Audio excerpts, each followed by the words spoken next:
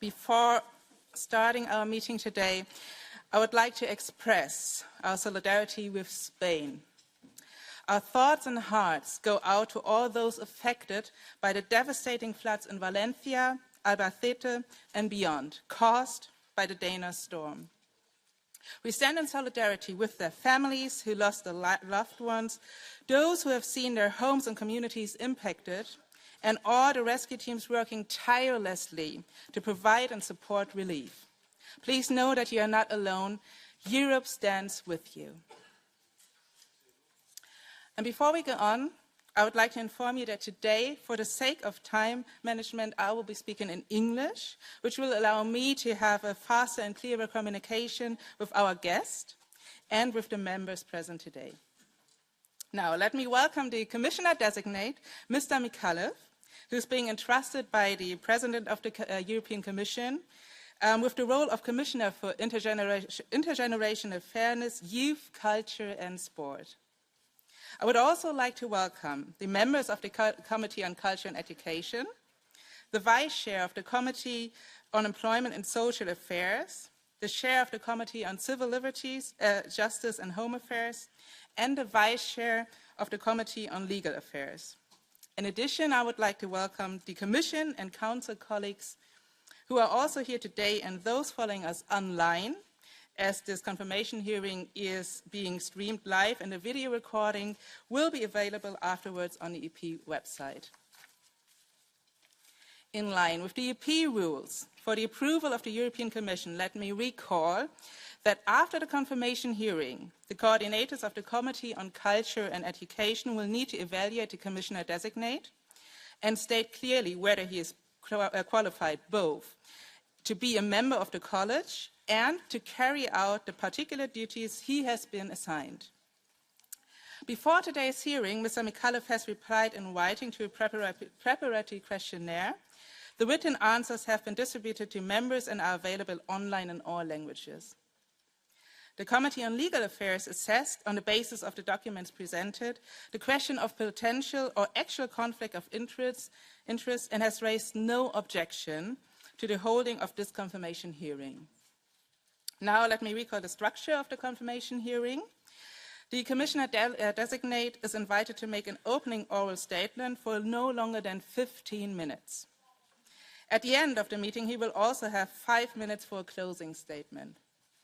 After the introduction of Mr. Micallef, we will turn to the questions from our members. The confirmation hearing will be structured in 4 rounds. First round of political group coordinators with 5 minutes slots each, 1 minute for the question and 2 minutes for the answer of the candidate commissioner, with a possibility of a follow-up question from the same member, no longer than, again, 1 minute, and 1 minute for the reply. Second round of questions with 3 minute slots each, based on the overall distribution of speaking time among the political groups, including representatives from the non-attached members. Third round of questions by the chair and vice chairs of the invited committees with 3 minute slots each. And then a final round of questions by the political groups in reverse order, also with 3 minute slots each. Please note that all slots of 3 minutes will be divided in 1 minute for the question and 2 minutes for the answer from the Commissioner-designate. At the end, I will conclude the confirmation hearing. Interpretation today will be provided in 23 languages.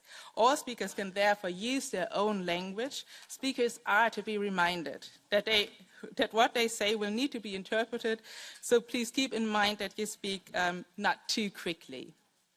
I would like to make it clear that I will need to be very, very strict with the time, because if we run late, some members will not be able to take the floor.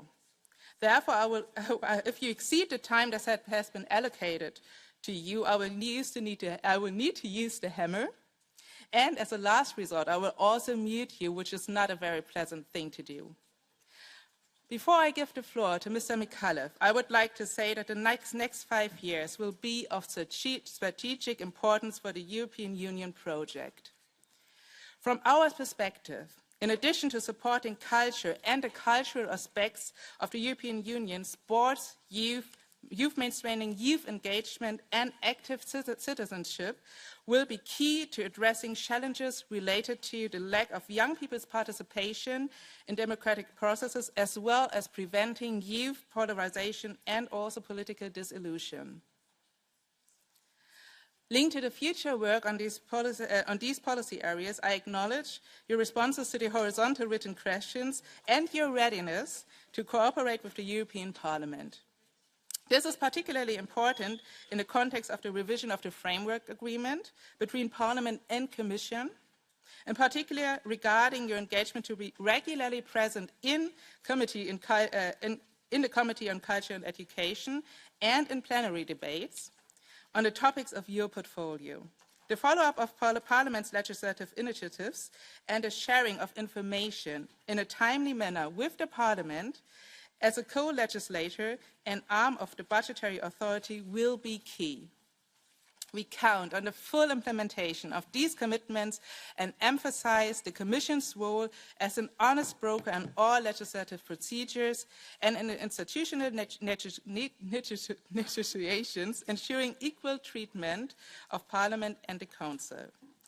I equally count on your full cooperation to also inform the Committee on Culture and Education in advance of all upcoming proposals, including those ones related to the EU programs under your portfolio, and provide us with detailed justifications for those requiring urgent actions.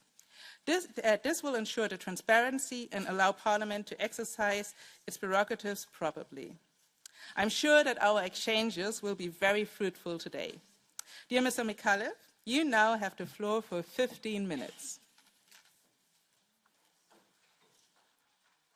Thank you, Honourable Chair, Honourable Members. It was here, at this very institution, where I had the privilege of beginning my European journey as an intern.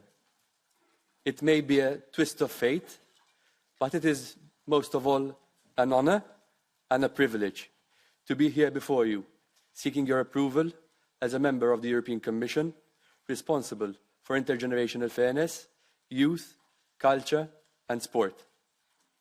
My personal commitment embodies this portfolio.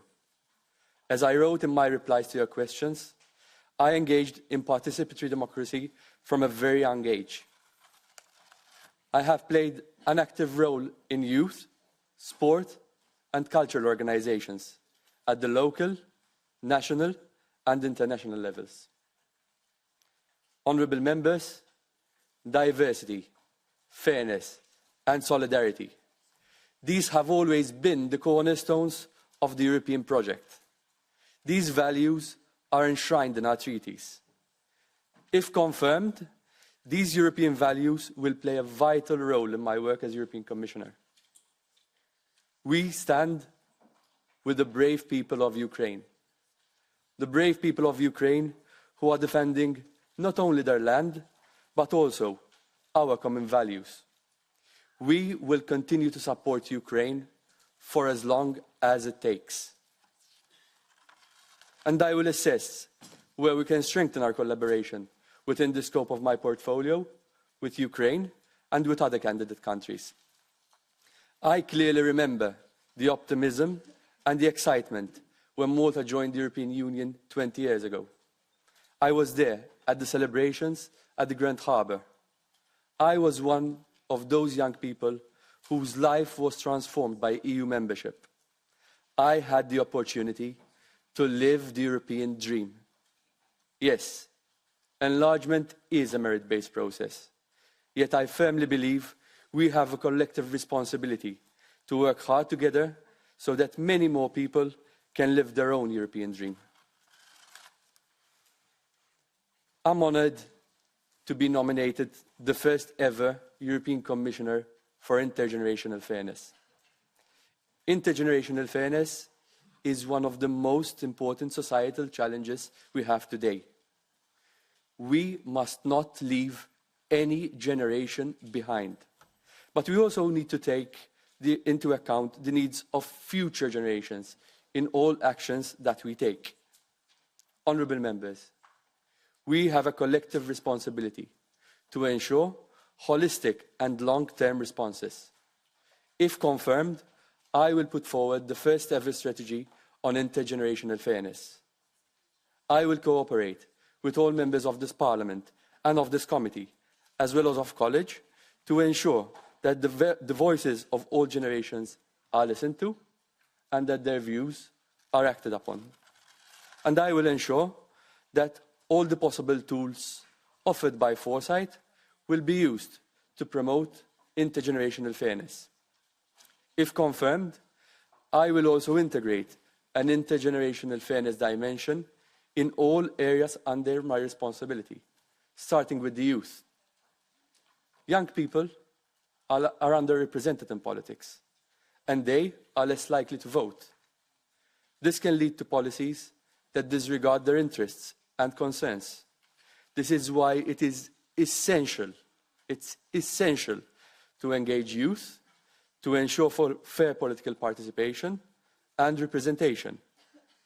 This is essential for the youth, but it is also essential for our democracy. Democracy is a value upon which our union is founded, and our democracy is under threat. We can only protect our democracy with the youth on board. Without the youth, the future of the European project already lies in the past. That is also why young people must be enabled to have their say on the future. As one of you told me, we must make politics with young people, not for young people. As Commissioner for Youth, I understand my role as next generation's advocate in the European Commission. If confirmed, I will work tirelessly to give them a seat around the table and to include them in all the decisions that affect their future. To this end, I will also support the members of the Future College in organising youth policy dialogues. This will send a strong signal to youth that their interests are at the core of our work. Alongside this, I will assist the President in setting up the Youth Advisory Body. In this work, I will pledge to ensure the representation of youth across the EU's member states and communities. Building on the legacy of the European Year of Youth and of the Conference on the Future of Europe, these actions will be complemented by a youth check. I intend to use this as a key tool to empower young people, enabling them to drive change and shape the future. Intergenerational fairness and solidarity start with the youngest members of our society, children. Children bear no responsibilities in shaping the world that they inherit. They only have rights: the right to safety, the right to education, and the right to a future filled with hope and opportunity. It is our collective duty to combat child poverty with all the tools at our disposal. Implementing the EU strategy on the rights of the child is a responsibility that I take with utmost seriousness. I am going to work to make it a reality across all the corners of our union. No child, I repeat, no child must be left behind. One of our greatest challenges is protecting the mental health of our children and our young people, especially online. If confirmed, I will lead the work on an action plan against cyberbullying, working closely with other members of the College to embrace issues including education, digitalization, security, and combating hate speech, as well as ensuring equality and health. Honourable members, solidarity also means uniting our creativity and our political will to tackle shared challenges. I am convinced by the power of culture, with its rich, diverse tapestry, and sport to unite and connect, but also to inspire people. Art, music, and cinema bring joy to Europeans and encourage reflection and interaction across geographic and linguistic borders. One of you told me some days ago, culture and cultural heritage are the cement that shape and foster our common European sense of belonging. I remember when Valletta was inaugurated as the European Capital of Culture a few years back. I want to continue to show Europeans that EU support helps to showcase culture, foster sustainable urban development, and promote European identity. Culture and the creative sector also have a huge potential for our economy. Yet much of this potential seems to be currently going untapped. We need a more strategic approach to the Commission's work in this field. If confirmed, I will deliver a new strategic framework, a culture compass, that will harness and connect culture's multiple dimensions with the Commission's broader political priorities. From my meetings with you, I know that you have excellent ideas of what should be included in the culture compass. If confirmed, I will work very closely with you to deliver a holistic strategy, a strategic framework that will be a game changer in the sector. This is essential to tackle common challenges, such as protecting Europe's diverse cultural heritage from climate change, creating real value added through culture in our regions, and ensuring that culture benefits from new digital technologies like AI. AI brings unique opportunities, offering tools to complement artists' skills and unlock new forms of expression.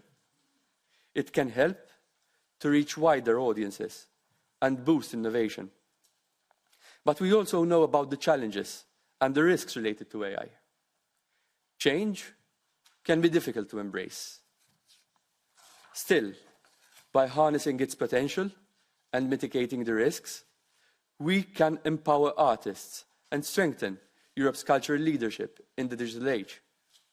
If confirmed, I will formulate an AI strategy for the cultural and creative industries, together with the Executive Vice President for Tech Sovereignty, Security, and Democracy.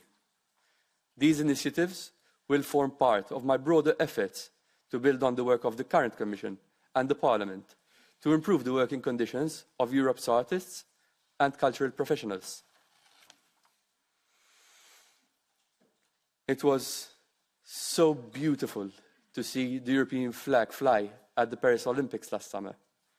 It filled us with a sense of pride. It was a reminder of the power of sport to bring people together, to foster cohesion in our society.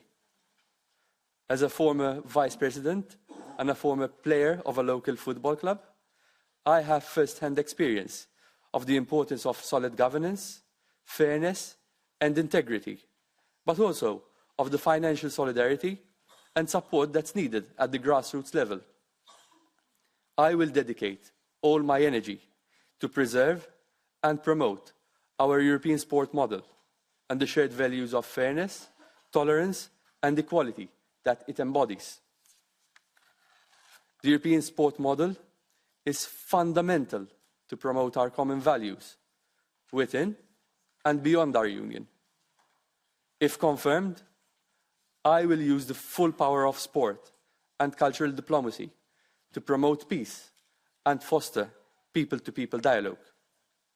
But my efforts will not stop there. Sport is essential to tackling the epidemic of inactivity and obesity in Europe, and to reducing the risk of non-communicable diseases and mental health problems. Yet, up to 45% of Europeans never exercise. 45% of Europeans never do sport. To increase Europeans' participation in sport, I will propose a review of the Council recommendation on health-enhancing physical activity. I will support the Member States in encouraging Europeans to move and to enjoy sports benefits for their physical and mental health. Before I turn to your questions, let me say a few words about EU funds and programs.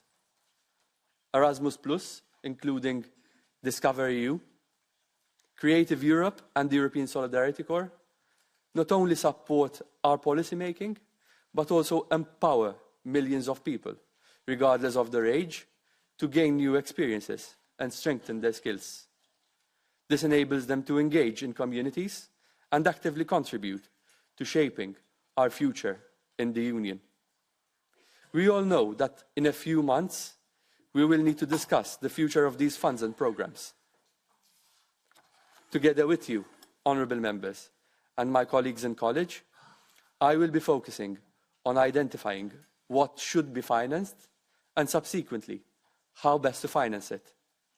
We have to ensure that EU funding has a real impact on the ground and is simple enough to allow all beneficiaries to gain from it.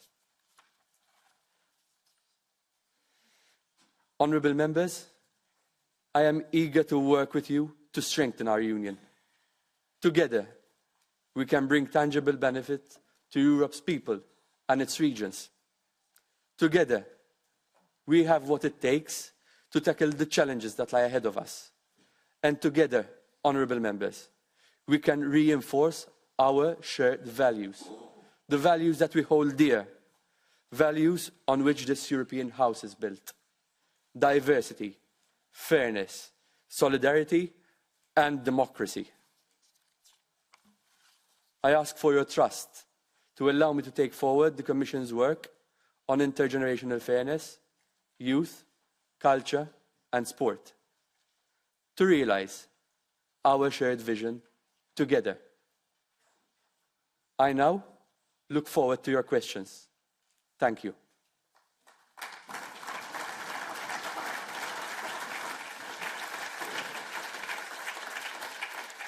Thank you very much. We will now start the first round of questions, and I will give the floor to the coordinator, starting with the EPP. Mr. Tar, you have 1 minute. Much.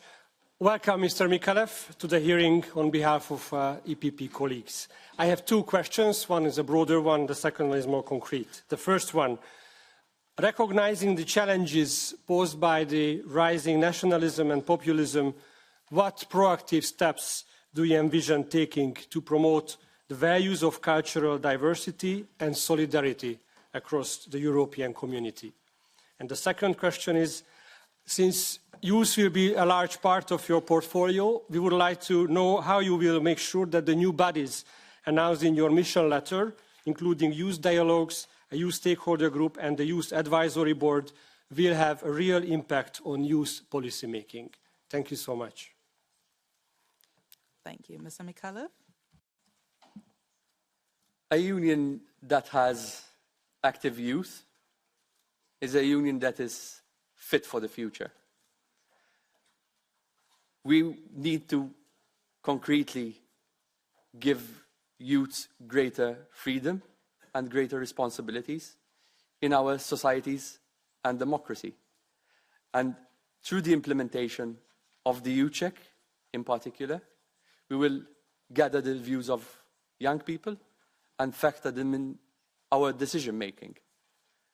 We will do this systematically, thereby having a youth perspective in the design and the preparation of all our legislation. And we will complement this, I will complement this with the youth dialogues, through which we will also gather the views of young people, and the President's Youth Advisory Body. These will all be concrete measures, and if I can elaborate a bit on the youth check, as from next year, all the proposals and all the initiatives that will be in the first annex of the Commission work programme will be assessed for their impact on youth. If a proposal is deemed to be relevant, then we will have youth-specific impact assessments that will practically show us where we need to focus our attention. And we will also consider having youth-specific consultations should the need arise. In terms of culture, we will have a culture compass that will be a game changer for the sector, that will guide and harness the multiple dimensions of culture in the EU policy making for the next mandate and beyond. Thank you. Do you have any follow-up question, Mr. Tar? How do you envisage your work with the other commissioners relevant to the youth portfolio? As we all know, this new commission is really required to work together, and your portfolio is really connected to Vice President-designate Minzatu in charge of Erasmus Plus and education. What possible synergies do you see between your portfolios? Thank you. Mr. Micallef? I believe that all policy areas are interlinked. There is not one that is independent from the other. In the next Commission, it will be imperative that we collaborate and we coordinate all our efforts.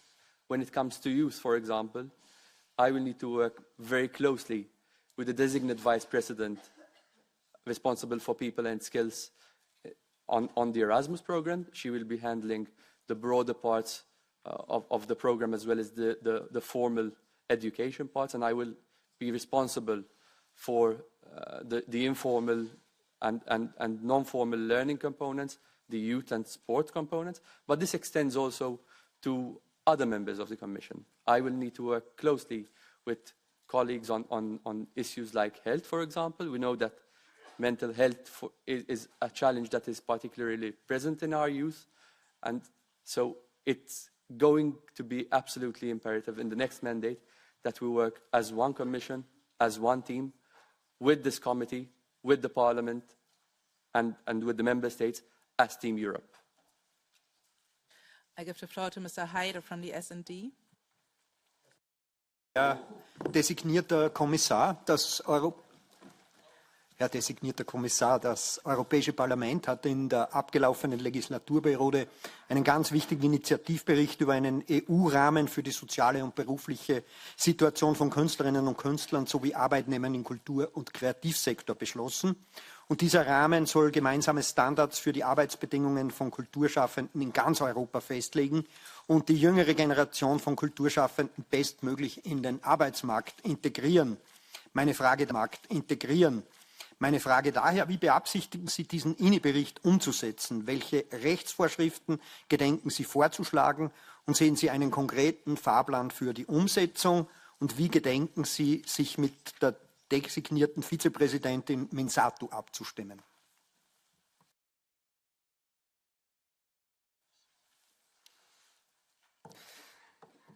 I believe that artists should be able to focus on being creative on their job and should not have to worry about earning a decent living.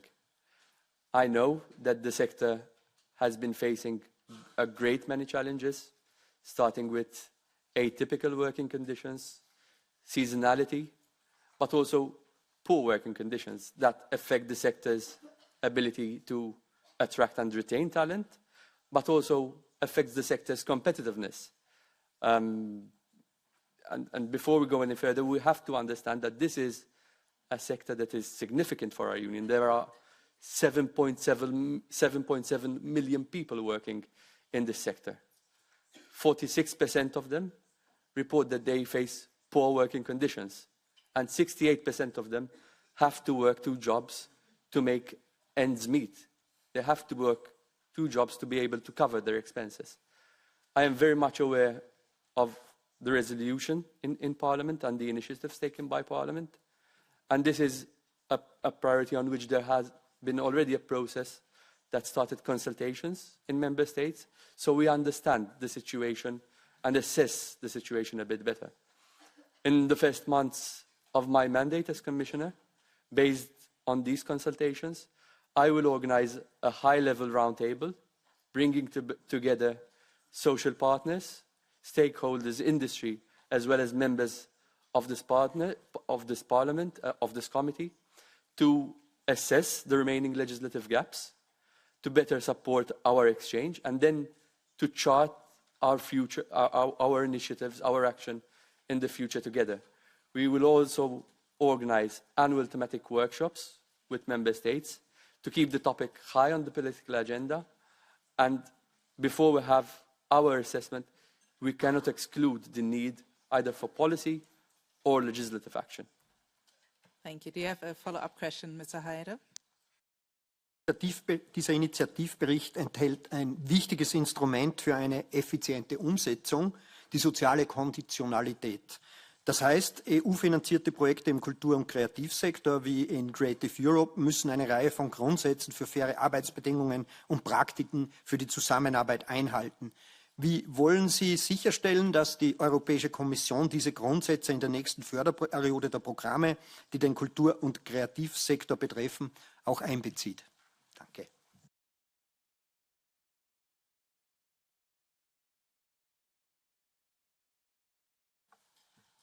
The first priority in the first months of the mandate will be to organize this high-level roundtable where we will assess the regulatory gaps that require further framework. As I was mentioning in my earlier answer, we will complement that with an annual thematic conference with member states where we will keep the topic high on the agenda, but we will also consider reinforcing the social conditionalities in the next cycle of union programs, which will enable more assistance, more investments to improve the working conditions of artists in the European Union. This is a priority when it comes to our work in the cultural sector. We have to see how union financing in the next mandate can be more strategic and more impactful to improve the working conditions of artists and to boost the competitiveness of our cultural and creative sector industries. Mrs. Grisé from the PFE.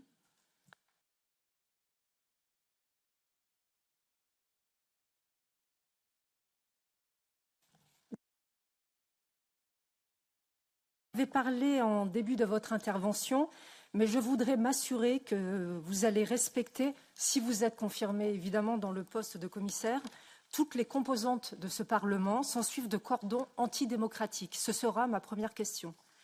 Ce point étant posé, ma deuxième question portera sur la RAP du 8 septembre 2020. La Cour de justice de l'Union européenne y contraint les États membres à verser des droits de diffusion aux musiciens et compositeurs des pays tiers. Mais cette rémunération n'est pas conditionnée à une réciprocité de la part de ces États, notamment des États-Unis. Nous leur verserons donc des droits sans que nos artistes en perçoivent en retour. Les enjeux, évidemment, sont importants car ces droits sont actuellement reversés en Europe pour financer, par exemple, des festivals ou d'autres manifestations culturelles. En outre, cette jurisprudence risque d'être étendue ultérieurement aux créations musicales faites par l'intelligence artificielle sur la base d'enregistrements émanant parfois de pays tiers également. Mr. Micallef.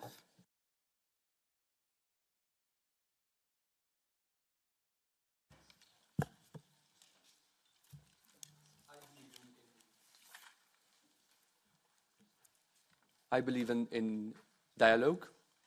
I believe in communication. But at the same time, in the same vein, we are a union that is guided by values, values that are in our treaties, values that are the compass to our action, and that we have championed and mainstreamed across all our legislation and our policies. As a Commission and as Commissioner, I will ensure that we speak up and we stand up to protect our values, and that we do so using all the tools and all the means at our disposal. When it comes to copyright and initiatives that protect our cultural sector in this respect, I am very much aware of the initiative that was brought forward in Parliament in the previous mandate to protect copyrights of live music events. And this is very much a priority. As you know, we have a recommendation as a result of that initiative, through which we will assess the effectiveness of the tools that we have at our disposal.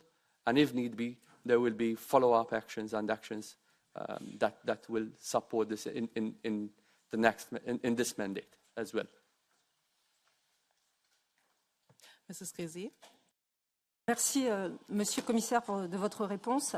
Ce sujet est en effet important pour le financement de notre secteur culturel et c'est aussi une question de justice, car sans cette réciprocité, nous serions dans la position de subventionner le secteur culturel des pays tiers.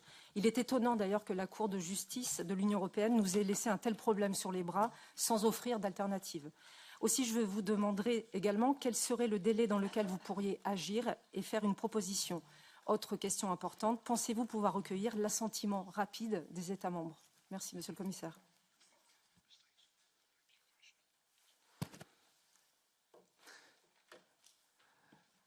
I believe we have to be more strategic, more impactful, and more ambitious when it comes to culture. I will lead the work on a culture compass that will focus on three strands. First, protecting our culture and cultural heritage. Secondly, better the cohesion of our regions. And third, and the very important point, is to boost the competitiveness and innovation in the culture sector. Right now, we have actions in our cultural sphere that are fragmented across a number of policy areas. Culture features now in 20 policy areas and 20 funding instruments. So one way that we will make sure that we are more effective in boosting that competitiveness is through coordinated action, a vision, a strategy with means, with objectives, and with monitoring tools, so that we can ensure that our sector is properly managed to deliver on our common objectives. Mrs. Magoni from the ECR. Grazie Presidente, gentile candidato commissario. In un tempo in cui l'Europa è minacciata su molti fronti, noi riteniamo che la sua unità non possa che passare dalla valorizzazione della nostra storia, identità e cultura comune. Per questo vorrei richiamare la sua attenzione sul tema del patrimonio culturale europeo. Il sito web della Commissione definisce i siti del patrimonio europeo come pietre miliari nella creazione dell'Europa attuale, testimone degli albori della civiltà, oppure dell'Europa così come la conosciamo oggi. Tutti questi luoghi celebrano e simboleggiano gli ideali, i valori, la storia e l'integrazione europea. Dal 2013 a questi siti, selezionati per il loro valore simbolico e per il ruolo che hanno svolto nella storia europea, viene assegnato il marchio del patrimonio europeo nell'ambito del programma Europa Creativa. Insieme agli itinerari culturali del Consiglio d'Europa, ai cammini del turismo religioso, rappresentano un patrimonio da valorizzare e implementare. Le chiedo allora se è sua intenzione lavorare in questa direzione e se sì, come intende farlo. Grazie. I'm sorry, we have to be very strict with the time, so it's Mr. Micallef.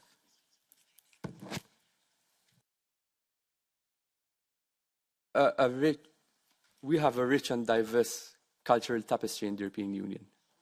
We have probably one of our greatest assets that lies in our culture. This is something that in periods marked by geopolitical tensions, marked by conflict, marked by climate change and technological disruptions, that gives our citizens a sense of belonging to their societies, that makes them feel like they are part of society.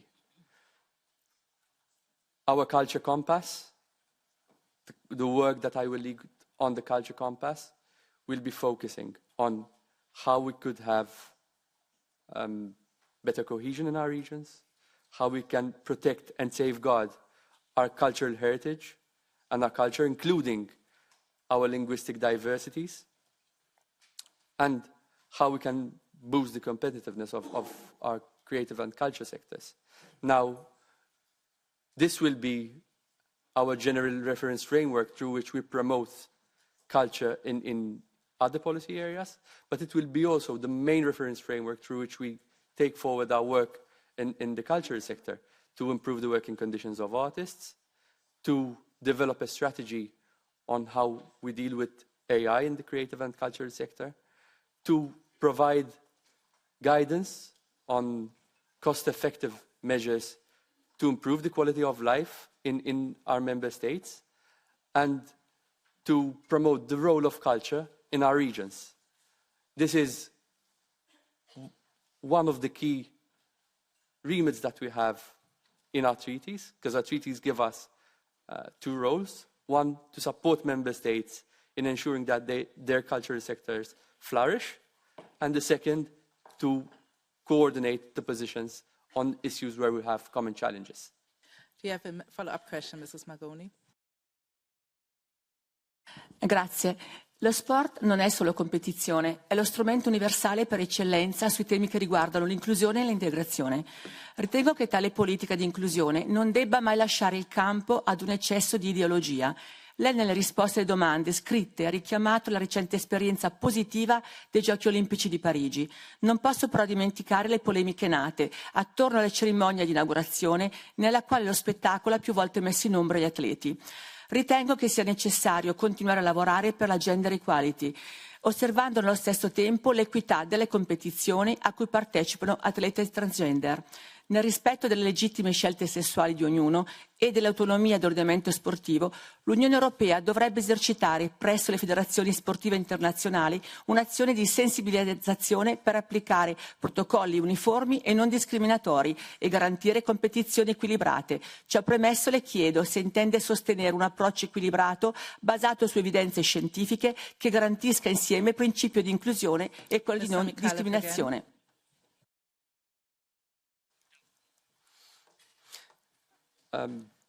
Look, there can be no compromises on fairness in sport, but at the same time, we are a union of equality. This is a union that promotes inclusion and diversity, and we have championed these values, mainstreaming them into our policies and our legislation. Now, my role as Commissioner and my emphasis will be to promote a values-based European sport model. I will encourage everyone to be active, to practice sport, because this improves their quality of life and their well-being. At the same time, the European model of sport, the distinct European model of sport, is based on the autonomy of sporting organizations to govern their sport in the way that, without undue external influence. So it will be up to them, according to the guidelines also that are being provided by the IOC, to decide on such matters. I give the floor to Ms. Fareng from the Renew Group. Pardon. Désigné. En 1933, Franklin Roosevelt lançait le New Deal avec un important volet culturel. L'économie américaine était à l'agonie et les valeurs de démocratie étaient remises en question en Europe. En donnant un nouvel élan à la culture, en l'intégrant à son grand programme de relance, Franklin Roosevelt a défini un modèle culturel dominant pour les décennies à venir. Il est difficile de ne pas faire le parallèle avec l'Union européenne en 2024. Oui, notre souveraineté culturelle est remise en cause économiquement par les modèles technologiques des GAFA, par leurs algorithmes et par les IA qui aspirent nos données. Remise en cause également culturellement par des démocraties illibérales à nos frontières et même au sein même de l'Union européenne. Pourtant, notre écosystème culturel ne bénéficie que du plus petit budget de l'Union européenne. Monsieur le commissaire désigné, le temps est venu pour un New Deal culturel pour l'Europe, pour un sursaut salvateur. Monsieur le commissaire désigné, comment... I give the floor to Mr. Micallef. I'm sorry.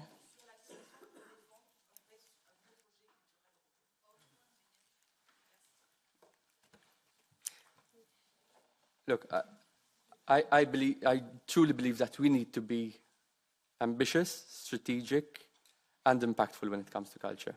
Now, I want to first start by thanking this committee, thanking this Parliament for being so vocal and a great ally to cultural and creative professionals, especially when it came to the budget of Creative Europe, which, thanks to the pressures from the co-legislators, is now 65% higher than it was in the previous cycle, in the previous MFF. This is a discussion that we will have in 2026. I want a strategy, a culture compass that has objectives, that is complemented by means, and that is complemented by monitoring tools, so we can assess the progress that we have. In 2026, we will start the discussion on the new MFF.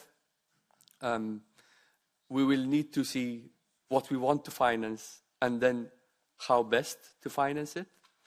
I will work hand in hand with the designated Vice President responsible for people and skills, as well as with the designated Commissioner responsible for the budget, to ensure that we are strategic in our financing, that we improve the working conditions of artists and creative professionals in the next budget, as well as to boost the competitiveness of the culture and creative sector industries. These are going to be crucial if we want to deliver on our goals, and through a strong budget, we can do so. Mrs. Fareng. Justement, sur ce point, beaucoup des industries culturelles sont aujourd'hui placées sous la DG Connect, qu'on parle de l'audiovisuel, du streaming musical, du jeu vidéo.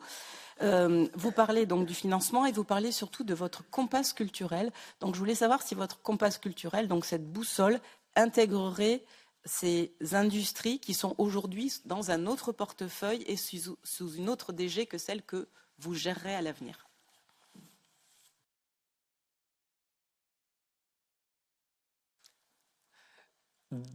The work on the culture compass will have two strands in the way I view it. First, to ensure that we reach the potential of the culture sector itself.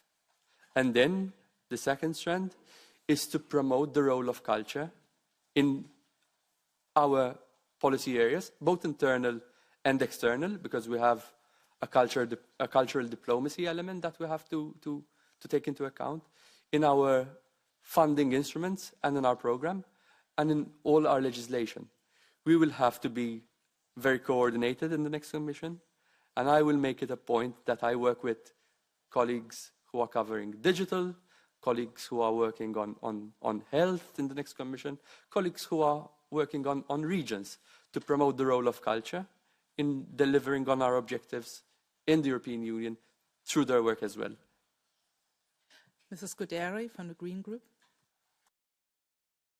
When it comes to culture, the EU is tasked with several important responsibilities, including the protection and promotion of cultural and linguistic diversity. These are closely linked to freedom of creation and expression, which, as you recognize, are fundamental pillars of democratic societies. The reality is that freedom of artistic expression and the safeguarding of linguistic diversity in Europe face growing threats. Certain illiberal and anti-democratic political parties and movements view culture and multilingualism as challenges to their agendas.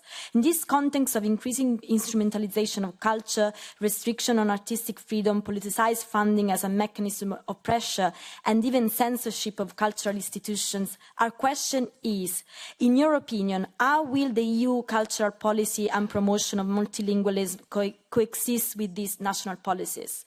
And taking into account the principle of subsidiarity, how do you intend to address the growing limitation on artistic freedom in the Member States?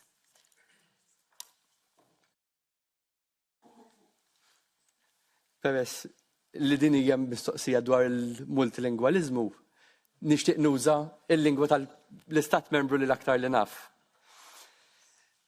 Ara, il-lingwa hija waħda mill-aqwa espressjonijiet tal-identità tas-soċjetajiet tagħna.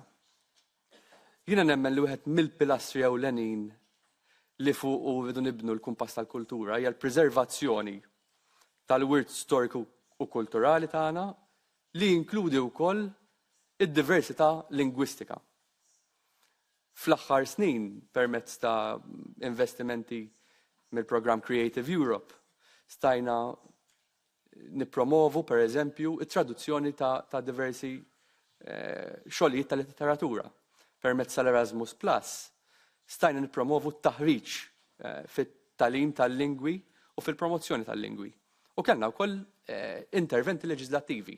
Jekk wieħed iħares lejn l-Audiovisual Media Services Directive, din tinkludi regoli ċari dwar kontenut fuq pjattaformi digitali b'lingwi differenti. Fil-xhur li ġejjin ħankunu qed nibdew id-diskussjoni dwar il-budget tal-Unjoni Ewropea, l-budget fit-tul, l-MFF, li fiha rridu naraw li dawn l-investimenti jibqgħu priorità biex nibqgħu nippromovu id-diversità lingwistika. Aħna nafu li fl-Unjoni Ewropea għandna madwar 50 miljun persuna li jitkellmu lingwi jew reġjonali jew ta' minoritajiet. Fl-istess ħin, bħalma semmejt tajjeb inti, din hija qasam id-diversità lingwistika fejn kompetenzi tal-Istati membri u għalhekk irridu naħdmu id-fit magħhom. F'dak li għandu x'aqsam mal-libertà tal-espressjoni u l-libertà tal-espressjoni artistika, jiena nemmen li bħala gwardjani tat-trattat il-Kummissjoni għandha l-obbligu, għandha d-dmir li tippreserva dan il-valur, għandna l-għodda biex nagħmluh u f'każ ta' bżonn se nkunu qed nużawhom biex naraw li dawn jiġu salvagwardjati. Do you have a follow-up question, Mr. Scuderi? Thank you. So, can you commit to advancing concrete measures to protect the freedom of expression and artistic creation? And will you commit to ensure that aspects of artistic freedom of expression are actually included in the annual report on the rule of law, for example? These are values that, for us, are very dear. They are right up there in the second article of our treaties of the European Union. We have a duty and an obligation to safeguard them, to mainstream them in all our actions, in all our programs, in Erasmus, to mention one, in Creative Europe, but also with other colleagues within the Commission. I will do my best to work with them to ensure that we deliver, we ensure that they are safeguarded and that there are no compromises on these values. Thank you very much. I give the floor to Mr. Papas from the left. Αγαπητέ κύριε Μικάλεφ, αγαπητοί συνάδελφοι, αρχικά θα ήθελα να εκφράσω την ικανοποίησή μου που ένας νέος άνθρωπος, ένας νέος πολιτικός είναι υποψήφιος για αυτό το χαρτοφυλάκιο, ένας άνθρωπος δικιάς μου γενιάς. Από εκεί και πέρα διάβασα με προσοχή τις απαντήσεις σας, τις γραπτές μας ερωτήσεις, έχοντας όμως ιδιαίτερο ενδιαφέρον για τα θέματα του αθλητισμού και κυρίως του ερασιτεχνικού αθλητισμού ως εργαλείου κοινωνικής ενσωμάτωσης και διεξόδου όχι μόνο για τους νέους αλλά για όλες τις γενιές. Θα επιμείνω κάνοντας σας μια ερώτηση σε αυτή τη θεματική. Αναφέρεστε εκταμένα στο ευρωπαϊκό μοντέλο αθλητισμού, κάτι που για μένα είναι αρκετά προσδιόριστο. Ποια είναι λοιπόν τα βασικά χαρακτηριστικά που καθορίζουν το ευρωπαϊκό μοντέλο αθλητισμού και πώς αυτά συμβάλλουν στην προώθηση της κοινωνικής ένταξης σε σύγκριση με άλλα μοντέλα παγκοσμίως. Επίσης, πώς σκοπεύετε να διασφαλίσετε τη βιωσιμότητα και την ισότητα στην αθλητική ανάπτυξη σε όλα τα κράτη-μέλη, προκειμένου να ενισχυθεί αυτό που ονομάζεται ευρωπαϊκό μοντέλο αθλητισμού. Τέλος, αναμένεται ότι η χρηματοδότηση στο... Mr. Micallef, please.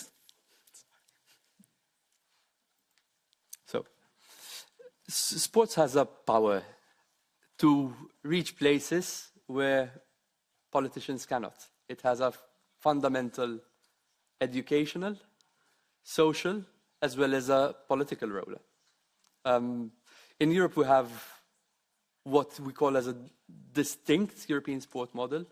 It's one that recognizes the autonomy of sporting organizations to govern their sports in the way that they deem fit. That recognizes the value of sporting merit, that is based on a system of promotion and relegation, an open system of promotion and relegation. But then there are the final two components which are really key in this discussion. The redistribution and the solidarity between elite sport and the grassroots sport, as well as the role of volunteers. This European sport model that I envisage is one that is values-based. It is one that stands up for human and social rights. We have the chance through our work on a stronger European sport model to make it clearer to the sporting movement that we expect more from them, to integrate people from different backgrounds in sport. The beauty of sport is that it knows no background, it knows no gender. It knows no identity. It knows no rich or poor. Sport is for everyone, and it should be our mission to make it available to everyone and anyone, and that it respects people for who they are, whoever they are. Mr. Papas? Στο πλαίσιο αυτό που περιγράψατε ως μοντέλο ευρωπαϊκού πολιτισμού, ποιες συγκεκριμένες στρατηγικές και δράσεις προτίθεστε να αναλάβετε για την προώθηση του αθλητισμού και της σωματικής δραστηριότητας για ευάλωτες ομάδες, όπως είναι τα άτομα με αναπηρία, μετανάστες, πρώην χρήστες ουσιών και νέοι με παραβατική συμπεριφορά, ώστε να διασφαλιστεί η κοινωνική ένταξη, η πρόσβαση και η συμμετοχή αυτών των ευάλωτων ομάδων σε αθλητικές δραστηριότητες για όλους σε τοπικό, εθνικό και ευρωπαϊκό επίπεδο. Από ποια χρηματοδοτικά εργαλεία επίσης θα μπορούσαν να χρηματοδοτηθούν όλες αυτές οι δράσεις. Ευχαριστώ. Thank you for bringing this up. As I said, to me, sports is a powerful tool to connect people. We have to work with the member states in this sphere. I really look forward to having a health-enhancing physical activity recommendation that encourages member states to include in their national action plans measures such as what you described, to integrate into our societies people who come from disadvantaged backgrounds. But then we have important discussions in the context of the next MFF that are coming up on key tools like, for example, the European Solidarity Corps that can be used as a tool to engage with young people who want to work with, through sport, to include social integration in our societies. These are discussions that we will have next year in the context of the new MFF, and I will work with the designated Vice President as well as the designated Commissioner for Budget to ensure that these priorities are adequately financed. Now I give the floor to Mr. Jongen from the ESN. Vielen Dank, Herr Micallef, auch von Seiten der ESN-Fraktion. Die Freiheit der Wissenschaft ist eine der wichtigsten Grundlagen für den Erfolg Europas und auch sehr wichtig für die Entwicklung unserer Jugend. Doch die Unterwanderung unserer Bildungsinstitutionen durch ideologische Agendawissenschaften wie Gender Studies oder Postcolonial Studies gefährdet diesen Erfolg zunehmend. Mittlerweile gibt es an deutschen Universitäten so viele Lehrstühle für Gender wie für Pharmazie und deutlich mehr als für Altphilologie. Nonkonforme Akademiker mussten sich sogar schon zu einem Netzwerk Wissenschaftsfreiheit zusammenschließen, um sich gegen die ständigen Angriffe woker Ideologen wehren zu können. Auch die EU fördert im Rahmen von Erasmus+ leider auch wissenschaftsfeindliche und jugendgefährdende Projekte, so etwa das Programm Dragtivism Junior in Spanien, wo 14- bis 17-Jährige in einem mehrwöchigen Workshop als Drag Queens ausgebildet und mit Genderideologie indoktriniert wurden. Werden Sie gefährliche ideologische Projekte dieser Art stoppen? Wie wollen Sie dafür sorgen, dass die Wissenschaft... Mr. Micallef, please. When I see Erasmus, I see a flagship program of our union. A program that has given us a family of 15 million European citizens, 15 million young people who are champions of the Union. And this is a program that will be strengthened and that we will work to have more resources attributed to it. Now, I had the opportunity in one of my earlier answers to make it amply clear how I will work for a values-based union. Our values, equality, solidarity, democracy, and freedom for one to express themselves are non-negotiable. They are in our treaties, but we have championed them in our strategies, in our policies, and in our funding instruments. And we will make sure that we will continue to respect them and that our funding instruments continue to champion them as well. This is something for me that is of utmost priority, and I will make it a point to make sure that these are respected. We have tools at our disposal. We will assess every case be it on Erasmus as well as on other programs, when there are risks to such programs, but we will not compromise on our values. Mr. Jongen? Keine ganz befriedigende oder klare Antwort, aber Sie haben völlig zu Recht die Bedeutung von Erasmus Plus herausgehoben. Wir begrüßen auch dieses Programm der EU, das vielen jungen Menschen zu Bildungserfahrungen verholfen hat. Und darum irritiert es uns, dass einzelne EU-Länder von diesem Programm ausgenommen werden, ohne triftige Gründe. So hat die Kommission im Dezember 22 die Mittel aus dem Erasmus-Programm und der Horizon Europe Forschungsförderung für 21 ungarische Universitäten eingefroren, angeblich wegen der Struktur der Stiftungen, die diese Universitäten tragen. Doch auch nachdem die ungarische Regierung nachgab und die Zusammensetzung der Stiftungen änderte, wurden die Mittel bis heute nicht wieder freigegeben. Und es drängt sich der Verdacht auf, dass die Kommission hier nur einen Vorwand gesucht hat und dass sie in Wirklichkeit die Regierung Orban für ihre Migrationspolitik oder andere Politiken bestrafen wollte. Werden Sie diesen Verdacht ausräumen und die Erasmus Plus und Horizon Europe Förderung ungarischer Universitäten wieder aufnehmen? Mr. Micallef.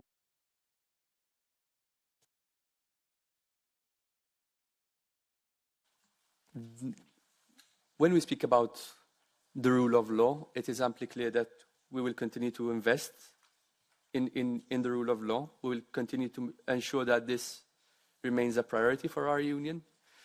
We have done so in the previous mandate, where the Commission has delivered mechanisms, such as the rule of law mechanism, that safeguard this value which we hold so dear, but also a conditionality regulation that makes EU funds conditional upon the respect of the rule of law.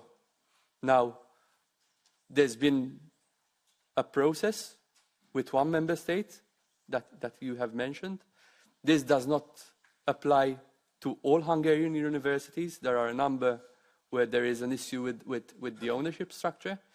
The ball is in the Hungarian government's court to prove that the risks that were highlighted are not there anymore. And once that is proven, then the Commission will make a proposal. My colleagues in college will make a proposal for the release of those funds. Thank you all very much. We will now start the second round of questions, and I will give the floor to Mr. Strojewski, EPP member, and I may remind you that you have 1 minute for your questions and 2 minutes for the answer. Dziękuję bardzo. By skutecznie rządzić, by mądrze rządzić, trzeba wiedzieć, trzeba posiadać informacje, trzeba mieć, krótko mówiąc, orientację, jak ta sfera zarządzania wygląda. W ostatnich latach wiele zrobiono, jeżeli chodzi o metodologię. Ujednolicono pewne kryteria i wiemy, ile osób jest zatrudnionych w obszarze kultury, ile zarabiają, przeważnie za mało, ale są poważne luki. Są także obszary, w których ta wiedza się dezaktualizuje. Moje pytanie zmierza do tego, co ma Pan zamiar uczynić, aby badania kontynuować, luki, krótko mówiąc, wypełnić, pozyskać określoną wiedzę, aby to, o czym Pan mówi w tym kompasie kultury, było, krótko mówiąc, skuteczniejsze, sprawniejsze i bardziej satysfakcjonujące. I na koniec zapytam, czy jest Pan zadowolony ze swojego portfolio, w którym nie ma edukacji, nie ma mediów, a została kultura i został sport? Dziękuję bardzo.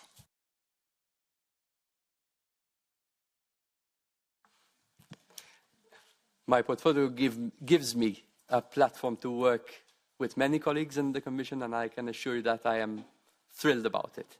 Now, when it comes to the cultural sector and your question,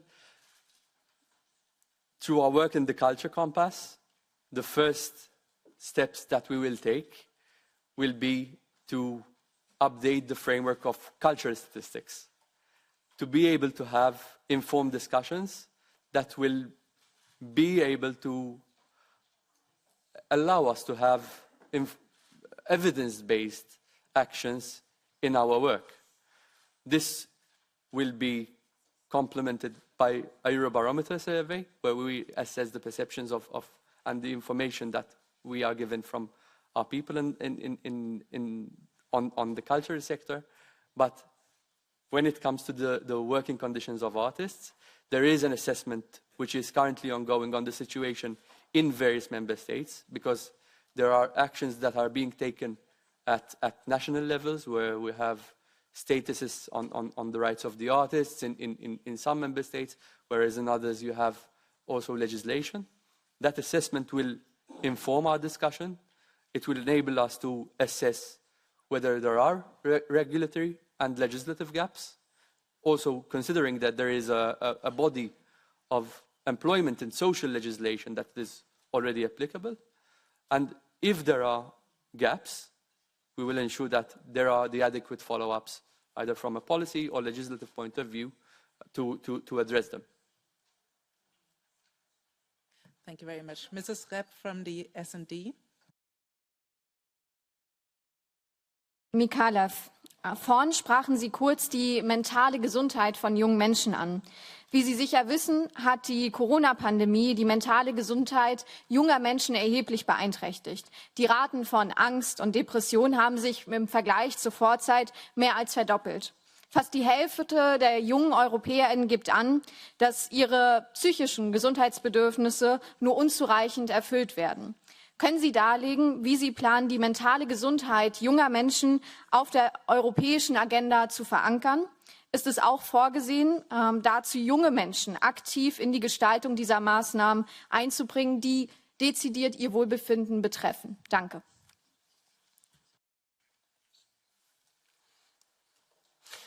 There is no greater priority for us than the health and the well-being of our citizens. When it comes to young people, I know that there are 1 in 2 young people right now in our union that are suffering from anxiousness, loneliness, other forms of mental health challenges. And for us, these continue to be priorities. Now, my portfolio gives me the responsibility and the role to be able to address these challenges through culture and through sport. When it comes to sport, there is no doubt about the power of sport to help people better their quality of life. And indeed, in our work on the health-enhancing physical activity recommendation, this will definitely be one of the priority areas where we will need to work with member states so that their action plans have concrete measures to help these target groups. But culture also plays a very important role. Since 2010, the World Health Organization has been reviewing the contributions of arts and culture to our well-being, to prevent, detect, and even to treat disease. And we have seen in many of our member states programs where through music therapy, people are being assisted in various conditions, where we have culture for prescription programs, culture as a prescription. This is an area where there is already an expert group between the member states that is assessing what we have so far, to be able to have peer learning exercises, to see what best practices are being implemented and roll them out across member states. And these are actions that I will support. We will have an outreach campaign on these issues. We will have measures to promote culture for prescription. And this is a topic that I hold very dear and that I want to devote a lot of my energy to. Mrs. Glavak from the EPP. Yes, thank you very much. Dobrodošli u Europski parlament. Uvažavajući dvostruku ulogu sporta u promicanju socijalne uključenosti i unapređenja javnog zdravlja, na koji način planirate iskoristiti sport za poticanje društvene kohezije i zdravstvenih koristi, osobito među ranjivim skupinama? How do you intend to ensure that sports initiative be part of the solution to contemporary issues such as obesity, mental health, the influence of social media, unrealistic standards of physical appearance and lifestyle, as well as the impact of the gaming industry? This requires a systematic approach and collaboration among schools, sports organizations, local communities and governments. Thank you.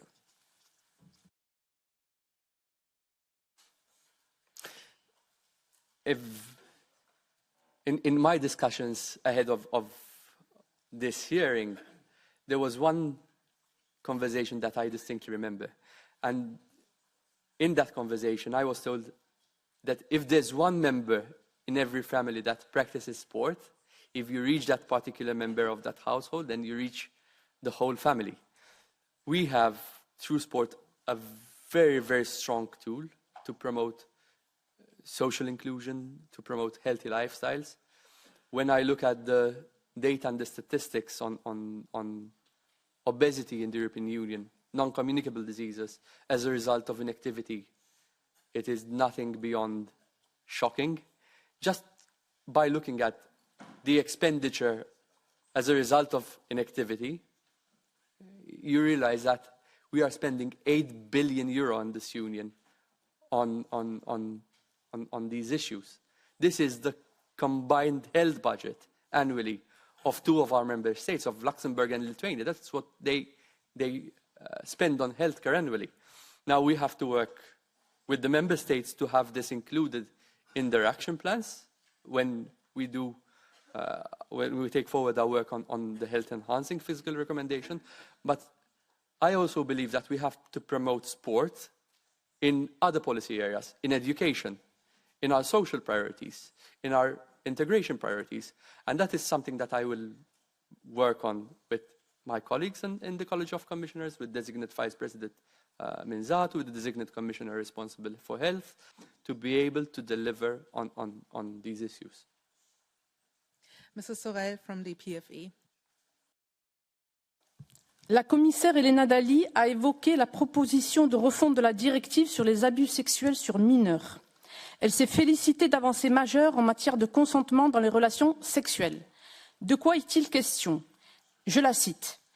Comme l'a expliqué la commissaire Johansson devant l'IB, cette définition du consentement clarifie que le consentement doit être libre et volontaire et ne peut être déduit uniquement du silence ou l'absence de résistance de l'enfant. Fin de son propos. Les experts le disent, ni son alphabet sexuel. Nous ne pouvons parler de consentement éclairé et chacun peut imaginer l'étendue des dégâts. Il ne s'agit donc ici ni plus ni moins que d'une caution de la pédophilie totalement incompatible avec nos valeurs européennes. Condamnez-vous cette approche du viol des enfants et qu'allez-vous faire pour mettre un coup d'arrêt à cette dérive? Je vous remercie.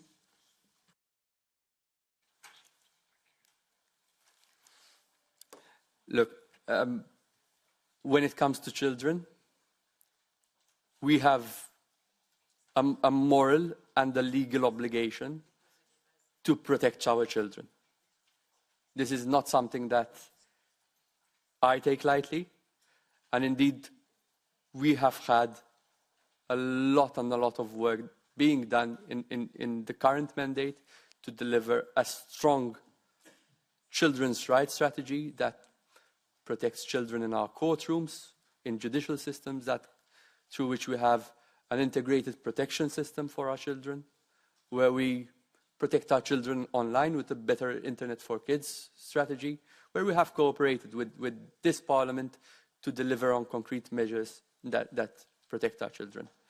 Now, our values are not something that should be up for discussion.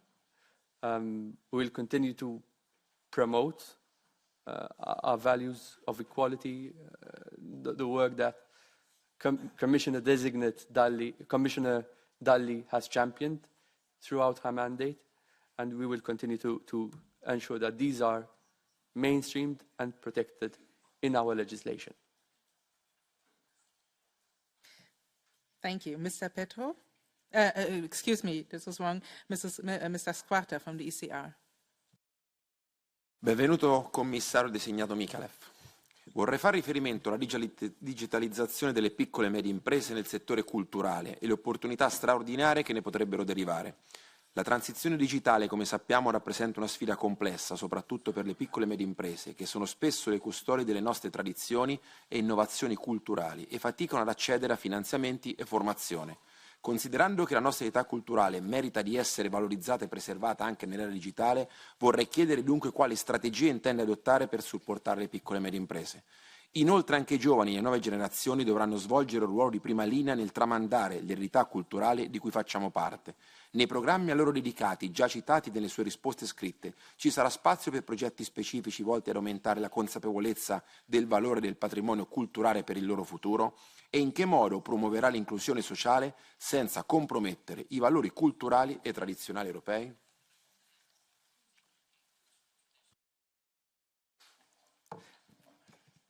In the European Union, we have a rich and diverse cultural tapestry. This is one of the greatest assets that our union has, and we must continue to invest in developing it. Indeed, our treaties give us the role of supporting member states to make sure that their cultures flourish, as well as the role of coordinating efforts and providing strategic guidance. Providing strategic guidance in view of challenges that no member state, in view of changes that no member states can tackle on their own. Changes like digitalization, like AI, like environmental sustainability. This is precisely why we need to invest all our efforts as a matter of urgency on having a culture compass that guides and harnesses the multiple dimensions of culture in EU policy making, but also that promotes culture in other policy areas. So working together with the designate commissioner responsible for digital, the designate commissioner responsible for skills, and the designated vice president responsible for skills, we will promote culture as a tool to have it more accessible to SMEs and in the digital sphere. Now, when it comes to tools that we have at our disposal, because we will need tools, right now we have a fragmented approach with culture featuring in around 20 funding instruments. And we will need to ensure that we are strategic in the next MFF, deciding on what we want to finance and then how best we will finance it. Now it's Mr. Petru from the Renew Group. Mr. Micallef, youth participation in democratic life is a key part of your portfolio, but there is still much to do for young people with fewer opportunities. Many barriers exist for those in institutions of or living in poor conditions, such as those from minority groups like the Roma. The growing digital divide or language barriers, for example, there is compelling evidence that young people are not disinterested about politics, but rather insufficiently informed and disempowered. Their voices often go unheard, or at best others speak on their behalf. Real engagement means everyone should have the chance to participate. This is especially important when we talk about children and young people. What specific initiatives will you reinforce for young people with fewer opportunities to engage? Mr. Micallef. One of the key tools that immediately comes to mind when you refer to this is the youth policy dialogues. This will be a tool where we encourage young people to use their own voice in shaping the future that they want to see for our union. As a college of commissioners, it will give us the chance to listen to young people, to understand their needs and their concerns, and to be able to act upon them. Now, we will have the first set of youth policy dialogues in the first 100 days. I will organize mine in the first 100 days, and I will encourage and support other commissioners to do the same, to complement our work on the youth check, to complement the President's youth advisory body. And I see three pillars on which I want to focus the way we organize these policy dialogues. First, I want them to be structured, to have prepared and informed discussions where young people can express their views and then have a follow-up with these feeding, ideally, into the President's Youth Advisory Board. Secondly, I want them to be innovative with hands-on approaches. I want to take the Union and to take this institution to the member states and to our regions. The last thing we need here are echo chambers where people come and pay us lip service. We want to hear frustrations. We want to hear what we can improve. And we want the youth to tell us this. And third, we want these to be a celebration of our values. We want these to be a celebration of inclusion, of diversity. And I know that many of you have ideas on how we should work on these. And I am very keen to have you on board and to have your participation in these dialogues as well. Mr. Ross Sempre from the S&D Group. Ross Sempre. Thank you very much. Buenas tardes, señor Micallef. Nuestros jóvenes pasan media vida en entornos online.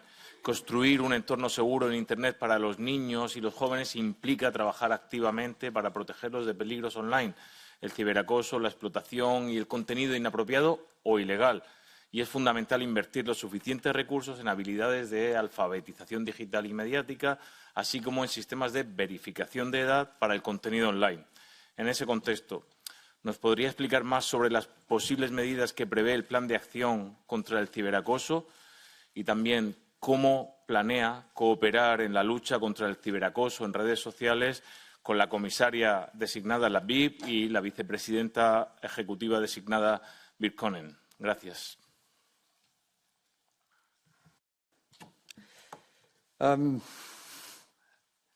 Hatred, bullying and harassment have no place in our societies. We are societies based on respect, on diversity and on inclusion.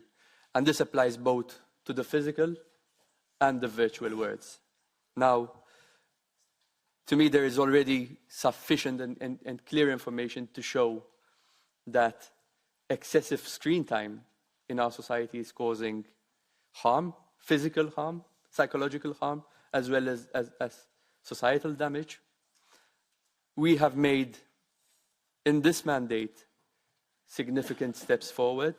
If you look at the Digital Services Act that we have in place, this already includes specific rules and regulations through which very large online platforms and very large online search engines have to comply with age verification, age-appropriate content, parental controls, and cyberbullying. But now it's the time to take the next step. We need a strategy that really considers the fact that the more time people are spending online, the greater the risk and the exposure to cyberbullying. The strategy on cyberbullying will go hand in hand with the work of the designated vice president responsible for tech sovereignty on the EU-wide inquiry on the effects of social media. And I see it based on 4 pillars. The first thing we have to do is have a shared common definition of what cyberbullying is. That is the starting point to this discussion. Then we have to see what best practices are being implemented in member states and roll them out in our union. The third point, if you'll allow me, is to cooperate with civil society through the Trusted Flagger scheme to ensure that they contribute to our efforts in detecting and identifying cyberbullying online. And finally, encouraging a culture of seeking advice and of reporting cyberbullying, because there are still many cases that go undetected, and that is something we need to work on. Mrs. Rieper from the EPP. Meine Fragen beziehen sich auf den Kulturbereich. Zu Recht ist die Förderung und Festigung der Demokratie eines der erklärten Ziele der Förderprogramme der Europäischen Kommission für den Kultur- und Kreativsektor. Und ja, Kunst, Kultur und kreatives Schaffen sind demokratierelevant und relevant für einen offenen gesellschaftspolitischen Diskurs. Der Einsatz von KI bietet natürlich auch hier neue Möglichkeiten, kann aber, wie im Medienbereich, durch Transparenzverlust in der kreativen Wertschöpfungskette und im Zusammenspiel mit individuellen und ideologischen Interessen Risiken bergen und sie verschärfen. Daher meine Fragen. Welche Möglichkeiten sehen Sie im Rahmen des KI-Gesetzes, aber auch im Rahmen der AI-Strategie, die Sie angesprochen haben, die Kultur- und Kreativproduktion so zu gestalten, dass sie die Demokratie und ihre Werte wahrt und diese nicht durch die KI gefährdet werden? Und wie sehen Sie im Rahmen Ihres Portfolios demokratieförderndes Potenzial durch den Einsatz von KI? So when it comes to AI, I firmly believe we need a forward-looking strategy, one that enables and reinforces human creativity, one that embraces change, and one that boosts the competitiveness of these sectors. These are sectors that are profoundly affected by AI. This effect is mainly because this is a tool that is being used across the sectoral value chain. And as a result, we can expect some structural changes even in the job market. We have made significant steps in this mandate to support and protect the cultural sector in this digital age. We have the Digital Services Act, we have the Digital Markets Act, we have the Copyright Framework, we have the AI Act, which are all concrete tools, but these are tools that predate the generative AI boom, where we train models to come up with instantaneously answers for different things. So what we need is something tailor-made, something that is specifically for the cultural and creative sector industries. In my view, this has to, first and foremost, support the adaptations needed by the cultural and creative sector industry in view of these developments in the AI sector. Secondly, we have to promote the ethical and fair use of AI, where we have transparency in these platforms on how these models are being trained and on the remuneration that is due to cultural and creative professionals. And third and final point is that where we encourage collaboration between the tech industry as well as the cultural and creative sectors to really unleash their potential in the AI sector. Mrs. Guderi from the Greens, Eva.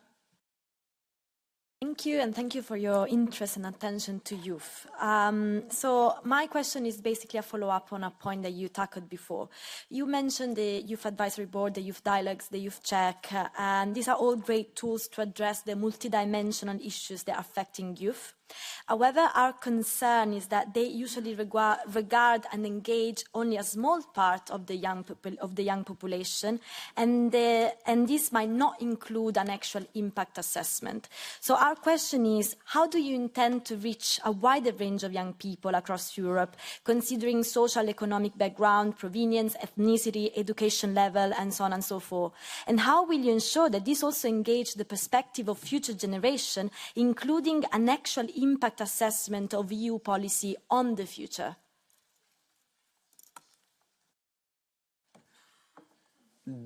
The youth policy dialogues really have to be a tool through which we allow young people to express themselves. These will be organized by all the commissioners. I will work with them to coordinate the efforts in this respect. And I have already mentioned how I want these to be innovative, how I want to take them to regions, how I want to ensure that we do not have echo chambers where people come and pay us lip service. This will be complemented by the Youth Check and the Youth Advisory Board, where we will ensure that we also gather views and factor them into legislation. What these will not be, what these tools will not be, will be a substitute for our encouragement to young people to make their views heard in our societies, in our political systems. We have young people that are significantly underrepresented in our political systems. And this is translating into a situation where they are not bothering to vote. If we look at the last European elections, you had a 42% turnout for people who are under the age of 40, whereas people who are over 50 years of age have turned out in percentages that are over 55%. Now, that creates also an issue from an intergenerational fairness point of view, because it translates into policies that many times might not take into account the views of young people. So what we really need to do is encourage young people to participate in political life, to be active in political life, because what we need is to have another generation of champions for the European Union. Like I remember the young people who were champions in my member state, in the member state that I come from, at the time of EU membership and in those discussions. They were the ones who were driving forward the movement that led to our accession. Mrs. Mileti from the EPP. Πρόεδρε, κύριε υποψήφιε επίτροπε, δυστυχώς παρατηρούμε μια σημαντική αύξηση του χρόνου που περνούν οι νέοι στο διαδίκτυο, το επισημάνετε κι εσείς πριν από λίγα λεπτά. Η ανεξέλεγκτη πρόσβασή τους στο ίντερνετ και στα μέσα κοινωνικής δικτύωσης σίγουρα συμβάλλει στον υπερβολικό χρόνο που περνούν μπροστά από μια οθόνη. Η νεολαία μας εκτίθεται καθημερινά σε επιβλαβές, παραπλανητικό και ακατάλληλο περιεχόμενο που μπορεί να απειλήσει την ασφάλειά τους, να επηρεάσει τη σωματική τους υγεία αλλά και να οδηγήσει σε διαταραχή της πνευματικής τους ανάπτυξης και ευεξίας, με συνέπειες που ίσως να μην είμαστε σε θέση ακόμα να προβλέψουμε. Στη γραπτή σας απάντηση στις ερωτήσεις μας αναφέρατε ότι θα εργαστείτε πάνω σε μια πανευρωπαϊκή έρευνα σχετικά με τις ευρύτερες επιπτώσεις των μέσων κοινωνικής δικτύωσης στην ευημερία και στο ευζήν. Θα μπορούσατε να μας πείτε ποια συγκεκριμένα μέτρα και ενέργειες σκοπεύετε να πάρετε για να εξασφαλίσετε την προστασία της ψυχικής υγείας των νέων? Έχετε κάποιο σαφές σχέδιο δράσης για να διασφαλίσετε τη διαδικτυακή ασφάλεια της νεολαίας μας? Μπορείτε να μας πείτε μερικές λεπτομέρειες? Mr. Micallef.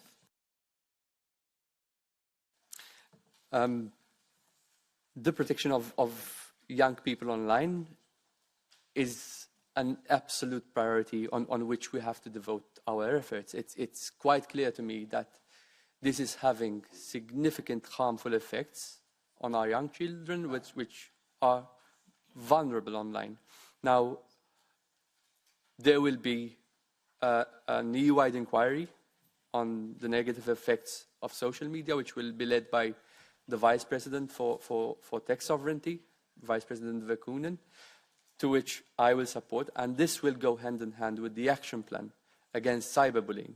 The action plan against cyberbullying, where we will have to have cooperation with civil society to ensure that we detect cases of cyberbullying, where we use their expertise, because they have accumulated knowledge of what this looks like, to report these cases, where we roll out best practices that are already implemented in member states, where we work on a common definition of what cyberbullying is, and this will be the basis of our work.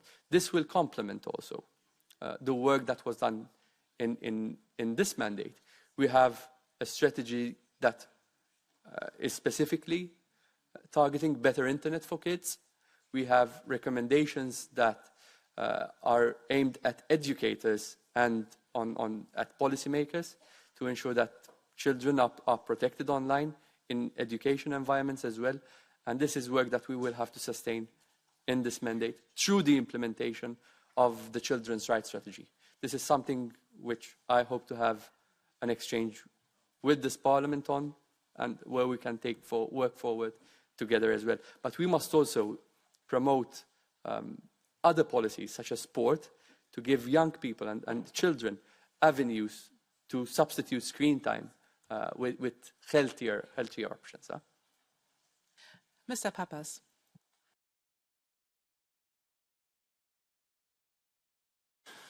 Λαμβάνοντας υπόψη τις πρόσφατες περικοπές προϋπολογισμού σε επιχορηγήσεις στο πολιτιστικό τομέα σε αρκετές χώρες μέλη, είναι όλο ένα πιο προφανές ότι αυτές οι χρηματοδοτικές μειώσεις επηρεάζουν δυσανάλογα τις πιο ευάλωτες κοινότητες.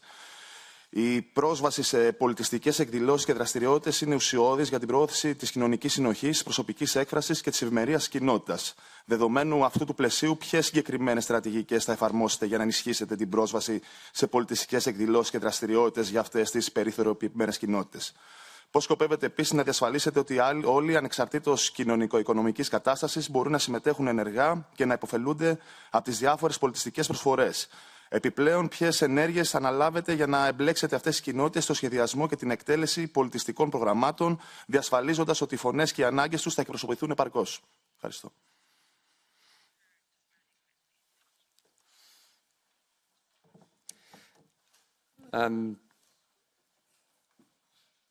We have to be strategic when it comes to culture. This strategic perspective is one where we have to promote culture as an area that helps member states, where we help member states promote social inclusion, where we use it as a tool to deliver on social inclusion. This will be done through our efforts in the Culture Compass, where we will also have strategic action that ensures access to culture in our regions, for example. Our regions are facing significant challenges, lack of access to services, issues with digital connectivity, issues of different sorts. And we must promote, through culture, incentives where we help young people have more access to cultural works. This is an issue where I want to work in the next Culture Compass to have to promote and preserve culture in our regions, because this creates opportunities for cultural tourism, this creates jobs, this creates incentives for vibrant and vibrant communities. So one of the pillars on which we base our cultural compass has to take into account the promotion of culture in these policies, whether it's in social, with the work of designate Vice President Minsatu, in education as well, and in other areas. Thank you. Mrs. Scheuring-Wilgus. Według europejskiego modelu organizacji sportu, który został już dzisiaj tutaj wspomniany, sport postrzegany jest coś, co wpływa na zdrowie, na integrację, na solidarność. Sport ma więc być czymś takim, co nas łączy z różnych krajów, ale także różnych grup społecznych. Natomiast jest jedna grupa społeczna w sporcie, która nadal jest dyskryminowana i w jakiś sposób szykanowana. Mówię tutaj o kobietach w sporcie. Stąd mam dwa pytania. Pierwsze pytanie jest takie, jak zamierza pan walczyć z seksizmem, z molestowaniem seksualnym i przemocą fizyczną i psychiczną w sporcie w stosunku do kobiet? A drugie pytanie dotyczy tego, że mamy około 15% relacji w mediach sportowych, które dotyczą sportu, które wykonują kobiety. Jak zamierza pan promować kobiety w sporcie i walczyć z tym brakiem uwagi w mediach i brakiem widoczności kobiet uprawiających sport, po prostu sport? Dziękuję.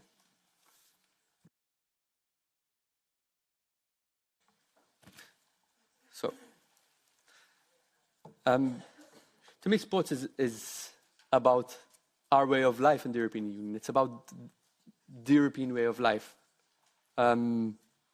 Our values is what will guide our work. We want a values-based European sport model. A values-based European sport model that can help us promote our values and priorities, including with the sporting movement. We have an opportunity to be politically assertive in our stronger, in our renewed European sports model, and we have to make it clear to the sporting movement what our expectations are in this area. Another strand of the sports model that will have an important role to play in this respect will be our sporting diplomacy, where we make it clear to the global community what our standards in sport are, the values of equality, the values of inclusion.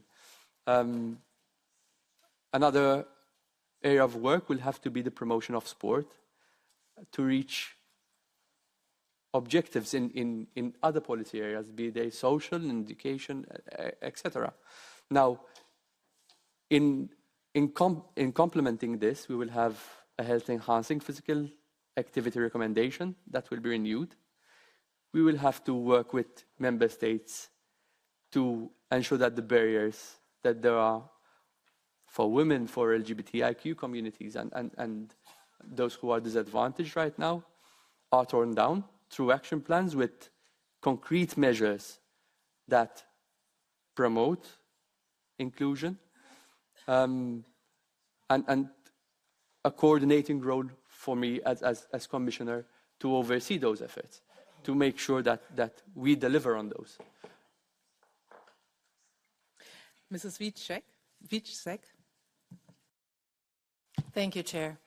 Honourable Commissioner-designate, the President of the Commission has entrusted all of the Commissioner-designates to support candidate countries to prepare for joining the EU. The people of some Western Balkan candidate countries have been in the negotiating process for EU membership for more than a decade. In addition to consequent negotiating fatigue and EU skepticism, their enthusiasm and support for the EU membership is often fluctuating because of controversial handling of some of the topics in the EU, like migration, gender, and peace and war. Having in mind that the support for EU integration is the highest among youth compared to the other age groups, what are you planning to do to include the governmental and non-governmental youth organizations from candidate countries in the programs and bodies of the Commission, such as the Youth and Policy Dialogue or the President's Youth Advisory Board? Thank you. Now, when we speak about enlargement, this is about millions of people in areas that neighbor our union that aspire to live their European dream. It's true that it is a merit-based process, but we also have a duty. We are duty-bound to help them realize these aspirations. In this current mandate, through programs like Erasmus and through our actions on sport, we have already integrated the participation of many of the candidate countries in these programs and in these initiatives. Now, this is a powerful reminder of how culture and sport can be enablers on our strategic priorities in enlargement, but in global engagement. And it is in our best interest to use them as such. In the next mandates, we will have to have the discussion. I look forward to working with my colleagues in the Commission to have possibilities to discuss, even with the youth. I had the opportunity to mention a bit earlier on how I remember the youth in the member state that I know best and their championing role in leading my member state to EU membership, and it is our duty to help the youth in enlargement countries to be able to do the same. I have already had a discussion with the designate commissioner responsible for enlargement, and we are already having ideas of how we can, through the youth dialogue, involve youth in accession countries in sharing their ideas and their views with us on these issues. Mr. Bartolika. Thank you. Welcome to the European Union, the European Parliament, excuse me. I'll switch to Croatian. Ljudi u Hrvatskoj su zabrinuti, posebno roditelji, sa nametanjem rodne ideologije, posebno prema djeci već u osnovnoj školi. Misle da iz toga proizlazi zbunjenosti i nove nepravde, posebno prema djevojkama. Imam dva pitanja. Dakle, da li možete dati definiciju na pitanje što je žena I drugo, je li smatrate da je natjecanje muškaraca u ženski sport temeljna evropska vrijednost? Hvala.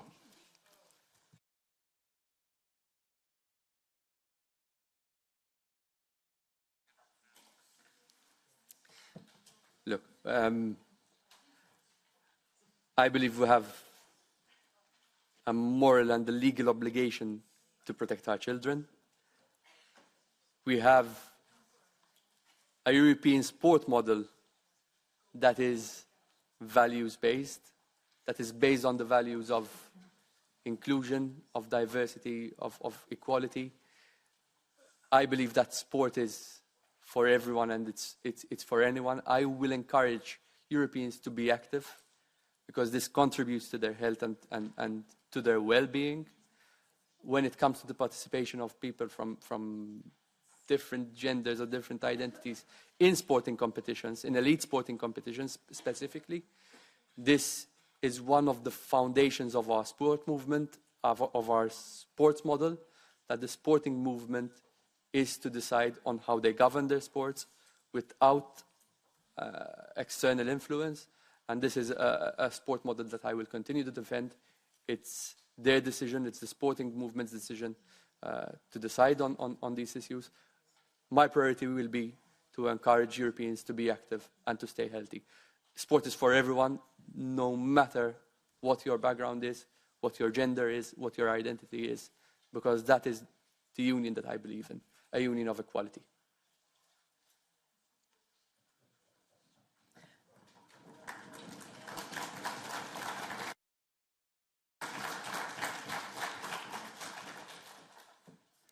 Mr. Micallef. Thank you very much. Dear Mr. Commissioner-designate, while recognizing the economical and social power of elite sports, it's also vital that the European sports model ensures a more equitable distribution of resources, particularly to grassroots sports. How do you plan to strengthen the European sports model in order to ensure that the grassroots sports clubs benefit from the revenues earned mainly at the top level? And what do you think would be the impact of the two recent decisions by the Court of Justice of the European Union on the European sports model and its governance? The two decisions being the one regarding the European Super League and the other one regarding the transfer rules. Thank you.